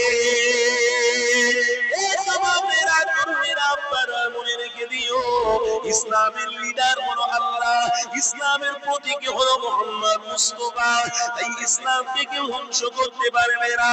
এই ইসলামের অনুসারীরা, আমার আম্মা জানেরা মনে রেখে দিও, আমার বুবু জানেরা মনে রেখে দিও, আল্লাহ নবীকে যদি জান্নাতের সার্টিফিকেট বলে মানো, তাহলে তোমাদের চলাফেরা, তোমাদের খাওয়া দাওয়া, তোমাদের ওঠা বসা সবকিছু পরিবর্তনের দরকার আছে না নাই? আমার বুবু জানেরা শুনে রেখে দিও, তোমাদের পরিবর্তনের দরকার আছে। কেননা জান্নাতের সার্টিফিকেট হলো তোমার আমার ঈমান মুহাম্মদ মুস্তাফা, ওই রাসূলুল্লাহর অনুসারী হয়েছে। যে নবী পাকের সাদাকাতে, যে নবী পাকের ওসিলাতে ইয়াউমাল কবরেতে আল্লাহ জান্নাতের বিছানা বিছাতে থাকবে। এ দুনিয়ার মানুষদের জিনিস নিয়ে গেলে তুমি কবরের মধ্যে স্থায়ী পাবে না গো, ঠাই পাবে না গো। কেন মনে রাখতে হবে রাসূলুল্লাহর অনুসারীদেরকে আল্লাহ মুসলমান সার্টিফিকেট দেওয়া হয়েছে। এই মুসলমানের নামের মধ্যে অনেক কিছু লুকিয়ে আছে। কেন নবী আমার জানিয়ে দিয়েছে যারা প্রকৃত মুসলমান হবে অবশ্যই তাদের তিনটে কাজ করতে হবে। এক নম্বরে কাজ হলো আল্লাহ নবীর অনুসারীরা সব সময় ত্যাগ করতে থাকবে। দ্বিতীয় নম্বর হলো আমার নবীর অনুসারী যারা হবে তারা সুন্নাতে নববীর উপরে থাকবে। তৃতীয় নম্বরে হলো তারা তাদের নীতিটার উপরে মজবুত থাকবে। এই যুবকেরা আমার নবীর দিওয়ানারা মনে রেখে দিও, এই তিনটে কাজ থেকে তারা সরে যাবে, তারা মুসলমান নয় গো, তারা বেঈমান বেদিনের খাতায় নাম লেখাবে। এই নবীর গোলামদেরকে আল্লাহ নবী পরিবর্তন করে দেখিয়ে দিয়েছে। নবীর গোলামদেরকে মুসাফির জামান, আমিরের শরিয়া, কুতুবুল আলাম হক দেখিয়ে দিয়ে গেছে। এ যুবকেরা তরুণীরা আপনারা আল্লাহ কোরআনে জানিয়ে দিয়েছে ইহদিনাস সিরাতাল মুস্তাকিম, এই পথ হক পথ, এই পথ ন্যায়ের পথ, এই পথ নাজাতের পথ, এই পথ জান্নাতের পথ। এই নবী পাকের সাহাবারা আমার নবীকে প্রকৃত পথে ছেড়েছিল। এই যুবকেরা আরেকটা হাদিস আমার মনে পড়ে গেল, এই হাদিসের কথাটা আপনি নিয়ে আল্লাহ নবী দিন দুনিয়ার বাদশাহ একজন অনুসারী গাউসুল আজম বড় পীর আব্দুল কাদের জিলানী, ইনার কথাটার মধ্যে একটা শিক্ষা লুকিয়ে রয়েছে। এই যুবকেরা তরুণীরা আল্লাহ নবীর অনুসারীরা মনে রেখে দিও, গাউসুল আজম বিদানি পীরস্তেগীর অনুসারীরা শুনে রেখে দিও, ওই গাউসুল আজম ইলমে তাসাউফের জ্ঞান দিতে লেগেছে, দুরুদের নজরানার দাওয়াত দিতে লেগেছে, আল্লাহ নবীদের অনুসারীদেরকে ঢোকাতে লেগেছে। এমন করে বিদানি পীরস্তেগীর গাউসুল আজম তিনি এমন করে ইসলামে কঠোরতা অবলম্বন করে মানুষদেরকে হকের পথ দেখাতে লেগেছে। হঠাৎ করে তিনার মুরিদদের মধ্যে কিছু মুরিদ দাঁড়িয়ে গিয়ে বলছে গাউসুল আজমকে দাওয়াত দেব, গাউসুল আজম হুজুরকে দাওয়াত দিয়ে এখানে মাহফিলের একটা আয়োজন করে ব্যবস্থা করব। এই যুবকেরা তিনার ভক্ত মুরিদেরা দাঁড়িয়ে দাঁড়িয়ে কিছু কিছু মানুষের কাছ থেকে পয়সা চাঁদা পয়সা নিতে লেগেছে। হঠাৎ করে দেখা যায় একজন গায়ের মুসলমান তিনি গিয়ে গাউসুল আজমের ভক্তের কাছে কিছু পয়সা পকেট থেকে বার করে দিয়েছে। ওই মানুষটার দাদা থেকে এই টাকাটাকে ফিরিয়ে দিয়ে বলছে বাবা রে তোমার পয়সা আমাদের চলবে না। এই কথাটা যেই না বলেছে এই গায়ের মুসলমান ব্যক্তিটা জানাতে লাগলো এ বাবা গাউসুল আজমের নামে তোমরা জলসা করার জন্য যে চাঁদা পয়সা তুলতে লেগেছ আমিও কেন শরীক হব না? কেননা তোমরা যে পীরের মুরিদ আমিও গায়ের মুসলমান হতে পারে কিন্তু আমার পরিচয় তুমি জানো না। আমি গাউসুল আজমের অনুসারী হয়ে গিয়ে আমি আমার ধর্ম পরিবর্তন করে নবীর গোলাম হয়ে গেছি। আর জোরে বলুন একজন গায়ের মুসলমান বড় পীর আব্দুল কাদের জিলানী গাউসুল আজমের অনুসারী হয়ে মুসলমান হয়েছে। জোরে বলুন না সুবহান। পীরকে এত ভালোবাসে, এত মহব্বত করে, হুজুরের জন্য টাকা চাইছে। সেই গাউসুল আজমের দরবারে গিয়ে গিয়ে গিয়ে গিয়ে মানুষটা নিজেকে গোপন রেখে কাউকে জানতে দেয় না, চুপি চুপি দরুদ শরীফের আমল করছে, জিকিরের আমল করছে, কোরআন পড়ছে, নামাজ পড়ছে, খুব সুন্দর আমলে বসে। হঠাৎ করে ওই মানুষটা মৃত্যুবরণ করলো, হঠাৎ করে দুনিয়া ছেড়ে চলে। ইন্না লিল্লাহি ওয়া ইন্না ইলাইহি রাজিউন। মানুষ এসেছে, মানুষকে তো যেতেই হবে। এই মৃত্যুর খবরটা ছড়িয়ে গেল, তেনার আশপাশের মানুষ যারা আছে তারা এসে গাউসুল আজমের মুরিদের ভক্তটাকে বার করে নিয়ে সুন্দর করে কাফন পরিয়ে তেনাদের রীতিনীতি অনুযায়ী একটা আগুন জ্বালানো হলো। তেনাদের ধর্মে যেটা হয় সেটা আগুন জ্বালিয়ে গাউসুল আজম পিরানে পীর দস্তগীরের মুরিদ ওই ভক্তটা ইমানদার ব্যক্তিটাকে আগুনের মধ্যে রাখা হলো। খোদার কসম, যার জবান থেকে নবীর নাম বেরিয়েছে, যার জবান থেকে আল্লাহর কোরআন বেরিয়েছে, যার আল্লাহর কুদরতি কদমে যার সিজদার কপাল ঠুকেছে, সে কপাল, সে মুখ, সে স্বরূপ কোনোদিন উঠতে পারে না। আগুনের শক্তি নেই যে গৌসুল আজমের ভক্ত মুরিদ ইমানদারের একটা কসম পড়াতে পারে। কেন? মুহাম্মদ রাসূলের অনুসারী হয়েছে।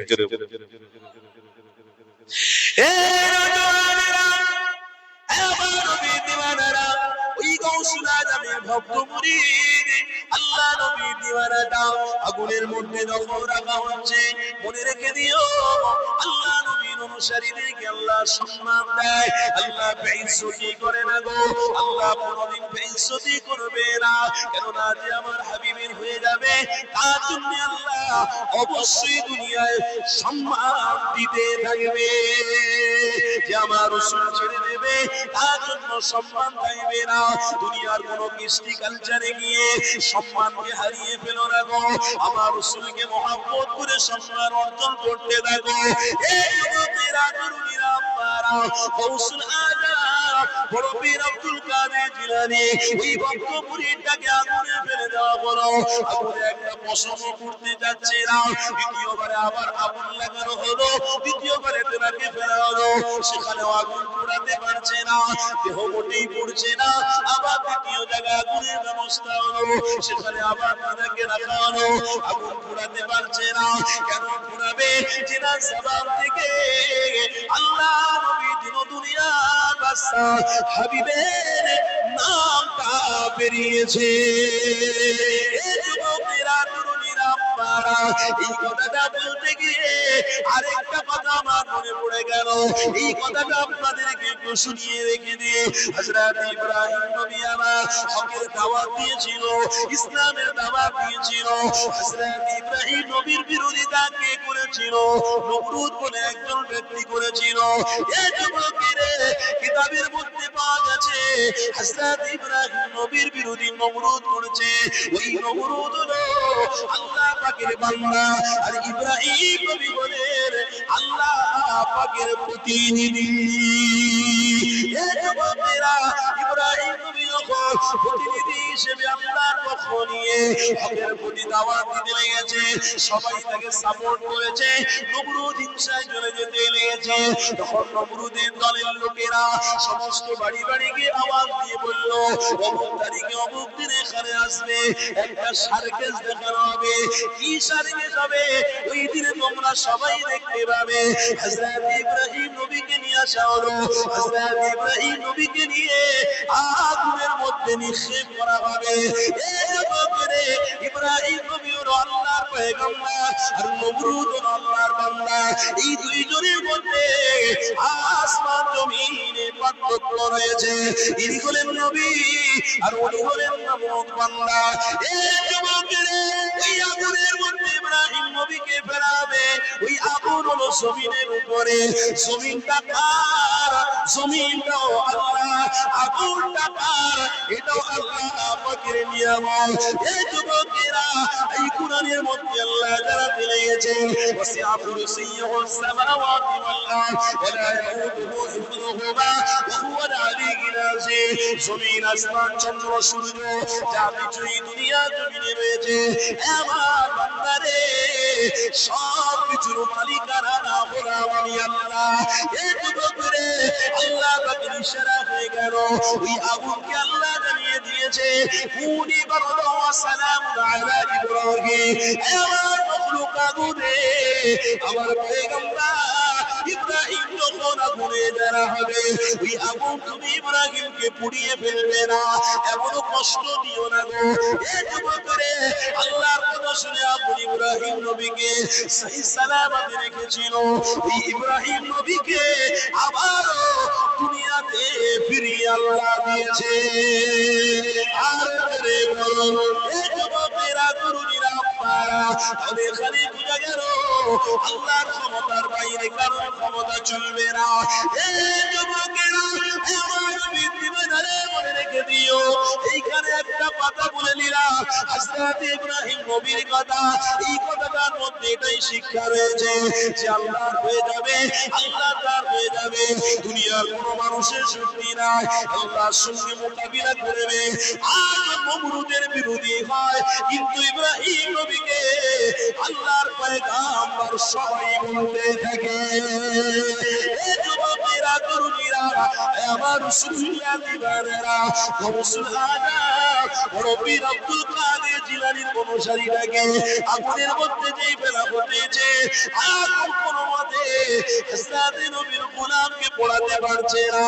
এই সমস্ত মানুষরা মিলে ওই লাশটাকে নিয়ে সমুদ্রের মধ্যে ফেলে দিয়ে চলে এলো।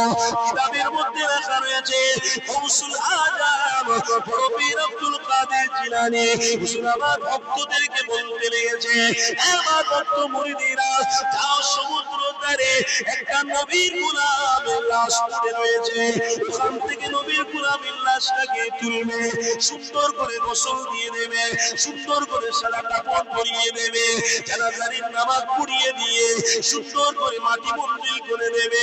এই নওজোয়ানেরা, আমার নবী দিওয়ানারা, ওই পীরের কথা শুনে ভক্ত মুরিদিরা সবাই মিলে গিয়ে সমুদ্র থেকে লাশটাকে তুলে নিয়ে সুন্দর করে গোসল দিয়ে সাদা কাপড় জড়িয়ে দিয়ে জানাজার নামাজটা আদায় করে কবরস্থ করে বিনা ফালাতের উপর ফিহা নুরিদুকুম ওয়া মিনহা নুখরিজুকুম তারাতান উখরা বলে সবাই মিলে মাটি দিয়ে আস্তে আস্তে করে যে যার জায়গায় ফিরে এসেছে। একদিন যায়, দুদিন যায়, 3 দিন যায়, 1 বছর পরে তোমার আমার পীর মুর্শিদ এমন করে গৌসুল আজম এর ভক্ত মুরিদদেরকে নিয়ে ওই রাস্তা দিয়ে হেঁটে হেঁটে যাচ্ছিল। যেতে যেতে হঠাৎ করে ওই কবরের সামনে দাঁড়িয়ে গিয়ে ওই কবরের দিকে ইশারা করে বলতে লেগেছে, আমার ভক্ত মুরিদরা, ওই যে কবরটা দেখতে পাচ্ছ, যে কবরের মাটিটা একটু ধসে আছে, যে কবরের মাটি একটু লুস হয়ে গেছে, এই কবরটা কার? ওই কবরটা আল্লাহ নবীর গোলামের কবর। এই যুবকেরা, ইরানি পীর দস্তগীর গৌসুল আজম ওই সময় জানাতে লাগলেন, আমার ভক্ত মুরিদরা, ওই কবরের সামনে গিয়ে মাটিটাকে সোজা করে দাও, পাশটাকে ঠিক করে দাও। গৌসুল আজম বলতে লেগেছে, এমন একজন নবীর গোলাম শুয়ে রয়েছে, আমি গৌসুল আজম আমি নিজে তোমাদেরকে বলছি, যেমন অবস্থায় দাফন করা হয়েছিল আমার আল্লাহ তেমনি অবস্থায় লাশটাকে হেফাজতে রেখেছে। এই যুবকেরা, গৌসুল আজম জানাতে লেগেছে, আমার ভক্ত মুরিদিরা, কবরের মাটিটা যখন সোজা করে দেবে, পাশটাকে যখন সোজা করে দেবে, আমি গৌসুল আজম জানাতে লেগেছি, এই কবর থেকে এক ধরনের খুশবু আল্লাহ পার করতে লেগেছে। এই যুবকেরা, এটা একটাই কারণ, আল্লাহ নবীর মহব্বতের ওসিলা। কারণ আল্লাহ নিজে জানিয়েছে, যারা আমার হাবিবকে জান্নাত বলে মেনে নেবে, যারা আমার হাবিবকে সার্টিফিকেট বলে মেনে নেবে, আমি আল্লাহ আমার হাবিবের অনুসারীদেরকে ইয়াউমাল কবর থেকে কিয়ামত পর্যন্ত সব জায়গাতে আমি আল্লাহ তাদের হেফাজত করব। আরো জোরে হবে না? আর একটু জান খুলে হবে না? নারে তাকবীর! অত সহজ নয়। আমি আলোচনা শুরু করেছিলাম জান্নাতের সার্টিফিকেট, নবী নিয়ে শুরু করেছি, নবী নিয়ে শেষ করব। অসুবিধা হচ্ছে আপনাদের? কষ্ট হচ্ছে? গৌসুল আজম বড় পীর আব্দুল কাদের জিলানীর ভক্ত মুরিদরা গিয়ে বাঁশটাকে সোজা করে কবরটাকে ঠিক করে দেখেছে, সত্যি সত্যি গৌসুল আজম যেমনই বলেছিল, কবর থেকে এক ধরনের খুশবু আল্লাহ বার করছে। এই কিছুদিন আগে মেদিনীপুরে একটা লাশ হঠাৎ করে জেসিবি গাড়ি বালি কাটতে কাটতে খুঁড়ে পেয়েছে। হঠাৎ করে একটা লাশ বেরিয়েছে, লাশের বিষয়ে মুফতি সাহেবের কাছে ফোন করা হলো, হুজুর একটা লাশ বেরিয়েছে, তাড়াতাড়ি দাফন করে দাও। লোকজন সব জড়ো হয়েছে। এবার লোকজন যখন জড়ো হয় তখন তো একটু খুলে দেখার ইচ্ছা হয়। ব্যাস এই করতে করতে যেই মুখ খুলেছে অমনি দেখেছে তো আমার দাদু 50 বছর আগে মারা গিয়েছে, আল্লাহ তার লাশটাকে এখনো টাটকা রেখেছে। কি বলছেন আপনি? এই বাংলাদেশে রিসেন্টলি একটা ঘটনা ঘটলো, আপনারা খবর পেয়েছেন কি জানি না। নদীর ধারে একটা লাশ পাওয়া গিয়েছিল, যে লাশটা পাওয়ার পরে আবার তাকে কবর খুঁড়ে দাফন করার ব্যবস্থা হচ্ছিল, তখন মুখ খুলে দেখেছিল এই দেশে আমাদের গ্রামের হাফেজ যিনি কোরআনকে সিনার মধ্যে রেখেছিল, নবীর অনুসারী হয়ে জীবন কাটিয়েছিল সুন্নাতে নববীর উপরে, আল্লাহ তার লাশটাকে তেমনি ভাবে টাটকা রেখে একটাই সার্টিফিকেট দরকার, মুহাম্মাদুর রাসূলুল্লাহ। এই নবীর অনুসারীদেরকে আল্লাহ দায়িত্ব দিয়েছে, তাদেরকে হেফাজত আমি আল্লাহ করব। আজ যদি তুমি নবী ছেড়ে দাও, তাহলে জীবনে আপনার কাছে অর্থ থাকলে, চাকরি থাকলে, দুনিয়ার আসবাব থাকলে, তুমি কামিয়াবি কোনদিন হতে পারবে না। কেন? তোমার কাছে দুনিয়ার লোভ আছে, মুহাম্মদ রাসূল তোমার সাথে নেই। হযরত আব্দুল্লাহ ইবনে উমর থেকে রওয়ায়াত আছে, قال قال رسول الله صلى الله تعالى عليه وسلم من تشبه بقوم فهو منهم।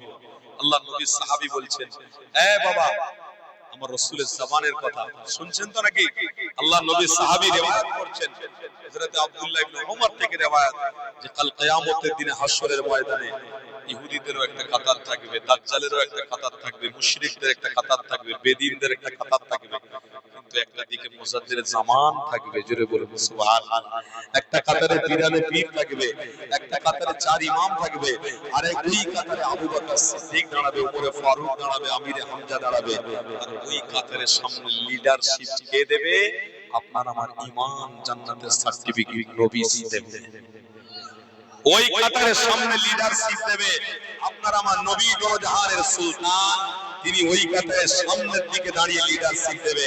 তাহলে ভাবতে পারেন ওই কাতারটা কি জাহান্নামে যাবে না জান্নাতে যাবে? জান্নাতে যাবে, জান্নাতে যাবে। ওই জান্নাতের সার্টিফিকেট মুহাম্মদ রাসূল যদি কাতারে সাপোর্ট করে, ওই কাতারটাই জান্নাতে যাবে। নবীর গোলামদের আজ থেকে প্রতিজ্ঞাবদ্ধ হতে হবে, আজ থেকে নিয়ত করতে হবে, যতদিন বাঁচবো আমার আহাল, আমার পরিবার, আমার ছেলে, আমার মেয়ে, আমার স্ত্রী কোনো মতে নবী হারা হয়ে যেন না মরে যায়। তার জন্য আপনাদেরকে প্রয়াস চালাতে হবে, চেষ্টা করতে হবে। কেমন? প্রথম চেষ্টা তো এইরকম, এতগুলো মানুষ আজকে আছে, বলুন প্রথম চেষ্টা কি করেছেন? খাওয়ার সময় একটা নবীর সুন্নত যে দস্তরখান বিছিয়েছেন, বিছিয়েছেন। খাওয়ার সময় দস্তরখান বিছানো, এটা সুন্নতে নববী, বিছানো হয়েছে। খাওয়ার সময় দোয়া পড়ায়, এটা সুন্নতে নববী। খাওয়ার সময় কি আল্লাহুম্মা লাকাল হামদু ওয়া লাকাশ শুকরু বলে লোকমাটা তোলা, সুন্নতে নববী। খাওয়ার শেষে দোয়া পড়া, সুন্নতে নববী। ঘুমানোর সময় দোয়া পড়া, সুন্নতে নববী। ঘুম থেকে উঠে দোয়া পড়া, সুন্নতে নববী। রাস্তায় মুমিনরা পা ফেলবে, নবীর গোলামরা পা ফেলবে, মেপে মেপে ফেলবে, এটাও সুন্নতে নববী। আপনার ঘরে যে স্ত্রীটা বাইরে বেরোচ্ছে, সে কি প্যান্ট পরে বেরোচ্ছে না কি পরে বেরোচ্ছে, এটার প্রতি লক্ষ্য রাখাও কিন্তু সুন্নতে নববী। এখনকার দেখতে পাচ্ছি সব আস্তে আস্তে করে মেয়েরা, ছেলেরা কথা বলে, মেয়েরা ছেলে সাজছে, হাতে বালা ছেলেরা পড়ছে, কানে দুল ছেলেরা পড়ছে। বললে রাগ করছেন নাকি? কষ্ট হচ্ছে নাকি? আর মেয়েরা দেখছি এমন পরিবেশ করে বাইরে বেরোচ্ছে, সমাজের লোক দেখে দেখে দেখে দেখে চোখের জিনা করে ফেলছে। আল্লাহর নবীর হাদিস স্পষ্ট ভাষায় লেখা আছে, এক একটা নারীর পিছনে কয়েকশ ছেলে জাহান্নামে যাবে। হাদিসের মধ্যে আছে এক একটা নারীর সাথে কয়েকশ ছেলে জাহান্নামে যাবে। আজকের দিনে সেটাই হচ্ছে, জাহান্নামের রাস্তা প্রশস্ত হচ্ছে। জান্নাতের দিকে কেউ ঘুরে তাকাতেও চায় না। আর জান্নাত তো সুন্নতে পাওয়া যাবে, জান্নাত তো আল্লাহর হুকুমে পাওয়া যাবে। হুকুম যদি আমাদের ঠিক থাকতো, অবশ্যই আজকের মসজিদের উপরে কেউ আঘাত দিত না। জান্নাত আল্লাহর হুকুমে আছে, আপনি মসজিদের সাথে সম্পর্ক করেননি বলে আজ কেউ বলছে মসজিদ কেড়ে নেব। ঠিক না ভুল বলছি? যদি মসজিদের সাথে আপনাদের গভীর সম্পর্ক থাকতো, মসজিদ চলে যাবে অত সহজে? আমার সেজদার জায়গা, আল্লাহকে সেজদা দিয়ে আমরা কোনদিন নয়। আজ কবরস্থান কেড়ে নেবে একটাই কারণে, কেন? যে কবরস্থানে লাশগুলো দাফন হচ্ছে, ওই লাশগুলো হয়তো মুমিন হতেও পারে, নাও হতে পারে। কোন কোন মানুষ ওই কবরস্থানের জায়গাগুলোকে কেড়ে নিয়ে বিল্ডিং করার চিন্তা ভাবনা করছে, একটা কারণে করছে, যেখানে মুমিন নেই সেখানে তারা বিল্ডিং করতে সহমত পোষণ করবে, আর যেখানে নবীর গোলাম ঘুমিয়ে থাকবে কবরে, খোদার কসম ওইখানে বিল্ডিং তুমি করতে গেলেও আল্লাহ ওই বিল্ডিংটাকে ধ্বংস করে ঈমানদারের ঈমানকে আল্লাহ হেফাজত করবে। আপনি কি বলছেন? এই তো রিসেন্টলি কিছুদিন আগে উত্তরপ্রদেশে একটা ঘটনা ঘটে গেল, যে উত্তরপ্রদেশে আল্লাহর ওলির মাজার রয়েছে, ওই মাজারের ভিতরে কিছু দুষ্কৃতী ঢুকলো, ঢুকে গিয়ে ওই মাজারের ভিতরে যে একটা মুক্ত হস্তে দান করার পয়সার বাক্স ছিল, ওই পয়সার বাক্সটাকে চুরি করার পরিকল্পনা করেছিল। কিছু কিছু দুষ্কৃতীরা ঢুকে গিয়ে শাবল নিয়ে ওই পয়সার জায়গাতে মেরেছে। যেমনি মেরেছে, আল্লাহর ওলির মোহাম্মত, আল্লাহর আছে সম্পর্ক আল্লাহর সাথে, নবীর গোলাম যেই মেরেছে বেয়াদবি করার জন্য, আল্লাহ অমনি তাকে রেখে দিয়েছে। আজ সে বার করতে পারে। ফজরের আজানে মুয়াজ্জিন সাহেব এসেছে, দেখেছে, কিছু বলে না, আজান হয়ে গেল, নামাজ হয়ে গেল, সব মুক্তাদি তার কাছে গিয়ে বলছে, বাবা তোমরা দাঁড়িয়ে আছো, সে ফজর থেকে দেখতে পাচ্ছি দাঁড়িয়ে আছো, চোখ দিয়ে টপ টপ করে পানি পড়ছে, আর বলছে আমি ভুল করেছি, ক্ষমা করে দাও, সারা রাত আমরা এইভাবে দাঁড়িয়ে আছি, কোন রকম ছাড়িয়ে পালানোর চেষ্টা করছি, পালাতে পারছি না। মনে রেখে দিও, আল্লাহর পক্ষ থেকে ঈমানদারদের পক্ষবাদী নিয়ে আল্লাহ পাক সাপোর্ট করে বলছে, মুমিন মুত্তাকি, তোমরা যদি আমি আল্লাহ আমার রাসূলের সাথে সম্পর্ক করো, তো তোমাদের কোনদিন খবর বলো, তোমাদের কোনদিন মাইয়ান বলো, তোমাদের কোনদিন কাফনকে বলো, আমি আল্লাহ কোনদিন কোন মাখলুক দিয়ে আঘাত করব না। আরো জোরে হবে না? আরো মহব্বতে হবে না? থিমিয়ে যাচ্ছেন কেন? একটু তাকবীর দেন না, নারে তাকবীর, আর একটু আওয়াজ দিয়ে দেন না, নারে তাকবীর। মাসলাকে মুসাফির জামান, হিজবুল্লাহ আহলে সুন্নাত ওয়াল জামাআতের অনুসারীগণ, আমার আব্বারা, আমার ভাইরা, ইতিহাস তৈরি করে যাওয়ার চেষ্টা করুন। মানুষ হয়ে পৃথিবীতে জন্মেছেন, আশরাফুল মাখলুকাত হয়ে পৃথিবীতে এসেছেন, খালাকাল ইনসান বলে আল্লাহ আপনাকে কবুল করেছে, নবীর উম্মত হিসেবে আল্লাহ আপনাকে কবুল করেছে। শুধু বেগানা হয়ে দুনিয়ায় চলে ফিরে খাওয়া দাওয়া করে মরে যাবেন। তওবা করুন, তওবা করুন, যা হয়েছে হয়েছে। ইন্নাল্লাহা ইউহিব্বুত তাওয়াবিনা ওয়া ইউহিব্বুল মুতাতাহহিরিন।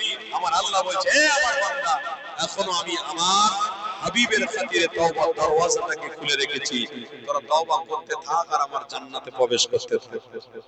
নবীর গোলামরা ওই জন্য মনে রেখে দেবে, এমন ভাবে আপনার কদম যেন না উঠে পড়ে, এমন ভাবে আপনার চলাফেরা, এমন ভাবে হাতের দ্বারা কর্মকাণ্ড না হয়ে যায় যাতে আল্লাহ নারাজ না হয়ে যায়। কি শুনছেন না শুনেন না? আল্লাহ নারাজ কাজ কোনদিন আমরা করব না তো? বলুন সবাই ইনশাআল্লাহ, জোরে বলুন না ইনশাআল্লাহ। সবাই উঠে দাঁড়ান তো, আমার নবীকে সালাম দাও, উঠে দাঁড়ান তো, সব একটু কাছাকাছি সরে আসুন।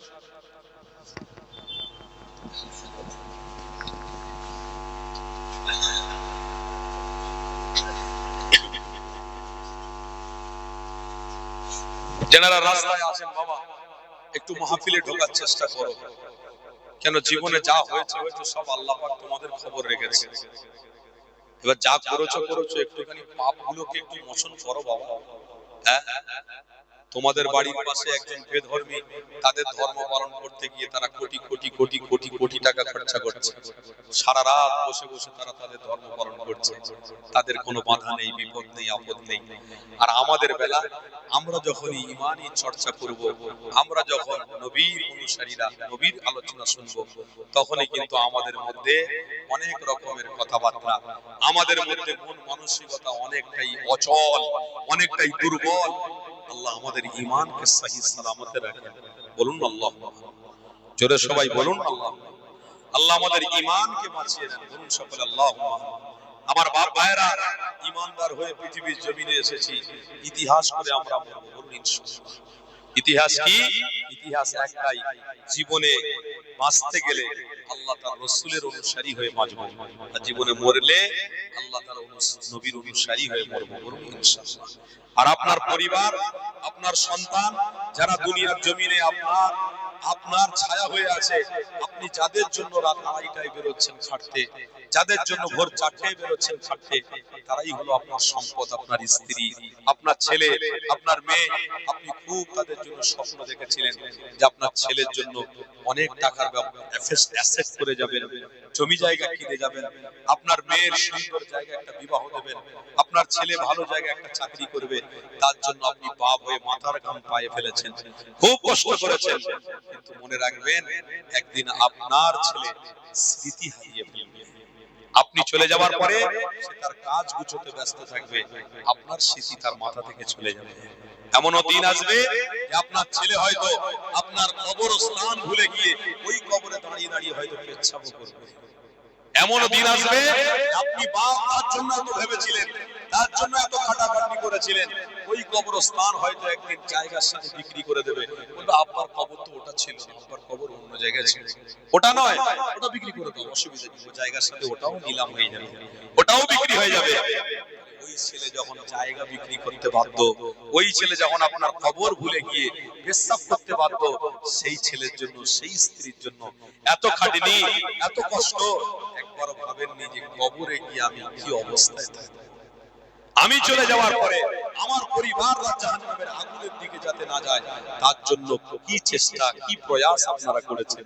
তার জন্য আজকের উত্তর খড়গাছির মাহফিল থেকে প্রতিজ্ঞাবদ্ধ করুন যে হ্যাঁ, যেমন আমার হক আমার স্ত্রীকে দেখা, আমার মেয়েকে দেখা, আমার ছেলেকে দেখা, তেমনি আমার হক আল্লাহর নবীর দেখানো পথকে এদেরও অনুসরণ করিয়ে নেন। মনে থাকবে তো নাকি? আমার হক আমার ছেলে, আমার স্ত্রী, আমার কন্যা নবীর অনুসারীর পথটাকেও দেখিয়ে দেওয়া, এটা আপনার হক, এটা আপনার দায়িত্ব। এই দায়িত্বটা কিন্তু আপনাদের ঘাড়ে আছে। আল্লাহ পাকের নবী প্রিয় হাবিব এই দায়িত্বটা প্রচার প্রসার করে গেছেন। তারপরে সাহাবারা, ওলিয়ানে কেরামগণেরা, তারপরে আমরা যারা বেঁচে আছি, আমরা নিজ নিজ দায়িত্বে আমাদের কর্মকাণ্ডগুলোর সাথে অবশ্যই সুন্নতে নববীকেও জড়িয়ে রাখবো, বলুন ইনশাআল্লাহ। আমাদের সব কাজে সুন্নতে নববী থাকবে, বলুন ইনশাআল্লাহ। আমাদের শুধু মুখে দাড়ি থাকবে আর শুধু টুপি থাকবে, রাস্তায় ব্যবসা করতে গিয়ে মুখে গাল থাকবে, এটা কোনোদিন নবীর উম্মতের পরিচয় নয়। একটা মানুষের মুখে দাড়ি থাকবে, মাথায় টুপি থাকবে, প্রকাশ্যে একটা মানুষ হিংসার কথা বলবে, এটা কোনোদিন আমরা মেনে নিতে পারি না। কারণ আমরা সেই নবীর অনুসারী, যে নবী নিজে অত্যাচারিত হয়েছে কিন্তু অন্য মানুষকে অত্যাচারের কথা বলেনি। জোরে বলুন সুবহানাল্লাহ। সেই নবীর অনুসারী, যে নবীর বিষয়ে আল্লাহ পাক বলেছে হাবিব আপনাকে এতটা সম্মান করি, এতটা ভালোবাসি। আল্লাহ কোরআনে স্পষ্ট ভাষায় বলেছে, ইতিহাস আজও সাক্ষী দিচ্ছে, কোরআন খোলো, স্পষ্ট ভাষায় কোরআনে লেখা আছে, সুবহানাল্লাযী আসরা বিআবদিহি লাইলান মিনাল মাসজিদিল হারাম। আমার নবী যখন মসজিদে হারামে বাইতুল্লাহর সামনে বসে বসে আমার নবী যখন দুঃখ প্রকাশ করেছিলেন, কোন সময়টা, যে সময়টা আমার নবীকে কষ্ট দেওয়া হয়েছিল, খুব কষ্ট পাচ্ছে আমার নবী, বসে বসে খুব দুঃখ পাচ্ছে যে আমাকে আল্লাহ নবী করে পাঠালো, আজ এই সমস্ত মানুষরা মানছে না, আমাকে চিনছে না, তারপরেও আমার উপরে অত্যাচার হচ্ছে, ব্যভিচার হচ্ছে, সেইখানে আমার নবী দুঃখ পাচ্ছে। আর আমার আল্লাহ হযরত জিবরাইলকে পাঠিয়ে দিয়ে বলে, জিবরাইল আমার হাবিব কেন দুঃখ করছে? নবী দুঃখ করলে আরশ দুঃখ পাচ্ছে, নবী দুঃখ করলে আল্লাহ নারাজ হয়ে যাচ্ছে, দুঃখ পাচ্ছে কিসের জন্য? একবার কি জিজ্ঞাসা করো। হাদিসের ভাষায় আছে, হযরত জিবরাইল আলাইহিস সালাতু ওয়াস সালাম এসে আল্লাহর নবীকে জিজ্ঞাসা করলেন, ইয়া রাসূলুল্লাহ, ইয়া হাবিবাল্লাহ, হুজুর আপনি দুঃখ করছেন কেন? আল্লাহ আমাকে পাঠালেন। না জিবরাইল, আমি দুঃখ করছি না তো, আমি কষ্ট পাচ্ছি না তো, মনটা এমনি খারাপ কেন? আমি চাই আমার প্রত্যেকটা উম্মত যেন আল্লাহর জান্নাতি হয়ে যায়। আর একটু জোরে বলবেন না? কে বলছে? আল্লাহ নবী বলছে, না আমি জিবরাইল, আমি দুঃখ করছি না তো, আমি কষ্ট পাচ্ছি না, একটা জায়গা আমার কষ্ট হচ্ছে কি, আমার প্রত্যেকটা উম্মত যেন আল্লাহর জান্নাতে যায়। কারণ জাহান্নাম পরিদর্শন আমি নবী নিজে করে এসেছি, দেখেছি সেখানকার কষ্ট, দেখেছি সেখানকার জ্বলন, আমি দেখে এসেছি। আমি নবী তাই আমার প্রত্যেকটা উম্মতের জন্য চাই এরা যেন প্রত্যেকে জান্নাতি হয়ে যায়। আর সেই জান্নাতের বাগানে সেই নবীর ওসিলা দিয়ে সেই নবীর অনুসরণকারীরা আজকে প্রকাশ্য দাঁড়িয়ে নবীর নাম নিতে বাধ্য। তাকবীর দেন সবাই, নারে তাকবীর। নবীর নাম নিতে নিতে জীবন উৎসর্গ হবে, বলুন ইনশাআল্লাহ। জোরে বলুন ইনশাআল্লাহ। নবীর নাম নিতে নিতে জীবন কাটিয়ে দেব, সবাই বলুন ইনশাআল্লাহ। হযরত জিবরাইল আলাইহিস সালাতু ওয়াস সালাম এসে আল্লাহর নবী দোনো জাহানের সুলতান যখন এই কথা বললেন, তখন আরেকটা মেসেজ দিয়েছিলেন, হুজুর আপনাকে আল্লাহ খুব মহব্বত করে ভালোবাসে, আপনি দুঃখ পাচ্ছেন বলে আল্লাহ কোরআনে স্পষ্ট ভাষায় বলে দিলেন, 15 পারা স্পষ্ট ভাষায় বললেন, হুজুর আল্লাহ আপনাকে এখুনি ডাইরেক্ট আরশে থেকে দিদার দেবে বলেছে। আল্লাহ নবী কষ্ট পেলে আল্লাহ দিদার দেয়। আল্লাহ নবী আবার কষ্ট পেয়ে ওই মক্কা শরীফে হাতিমে কাবার সামনে চুপ করে মনটা খারাপ করে দাঁড়িয়ে আছে। আল্লাহ পাকের ফেরেশতা জিবরাইলকে আল্লাহ পাঠিয়েছেন, সেখানে পাঠিয়ে আমার রাসূলকে বললেন, হাবিব চিন্তা করোনি, আল্লাহ পাক আপনাকে সবথেকে স্পেশাল জান্নাতের পানি দান করেছে। জোরে বলবেন না? সূরা কাউসারে লেখা আছে। আমার ভাইজান আসছে, আওলাদে মুসাদ্দির জামান আসছে, সকলে একটু উচ্চ স্বরে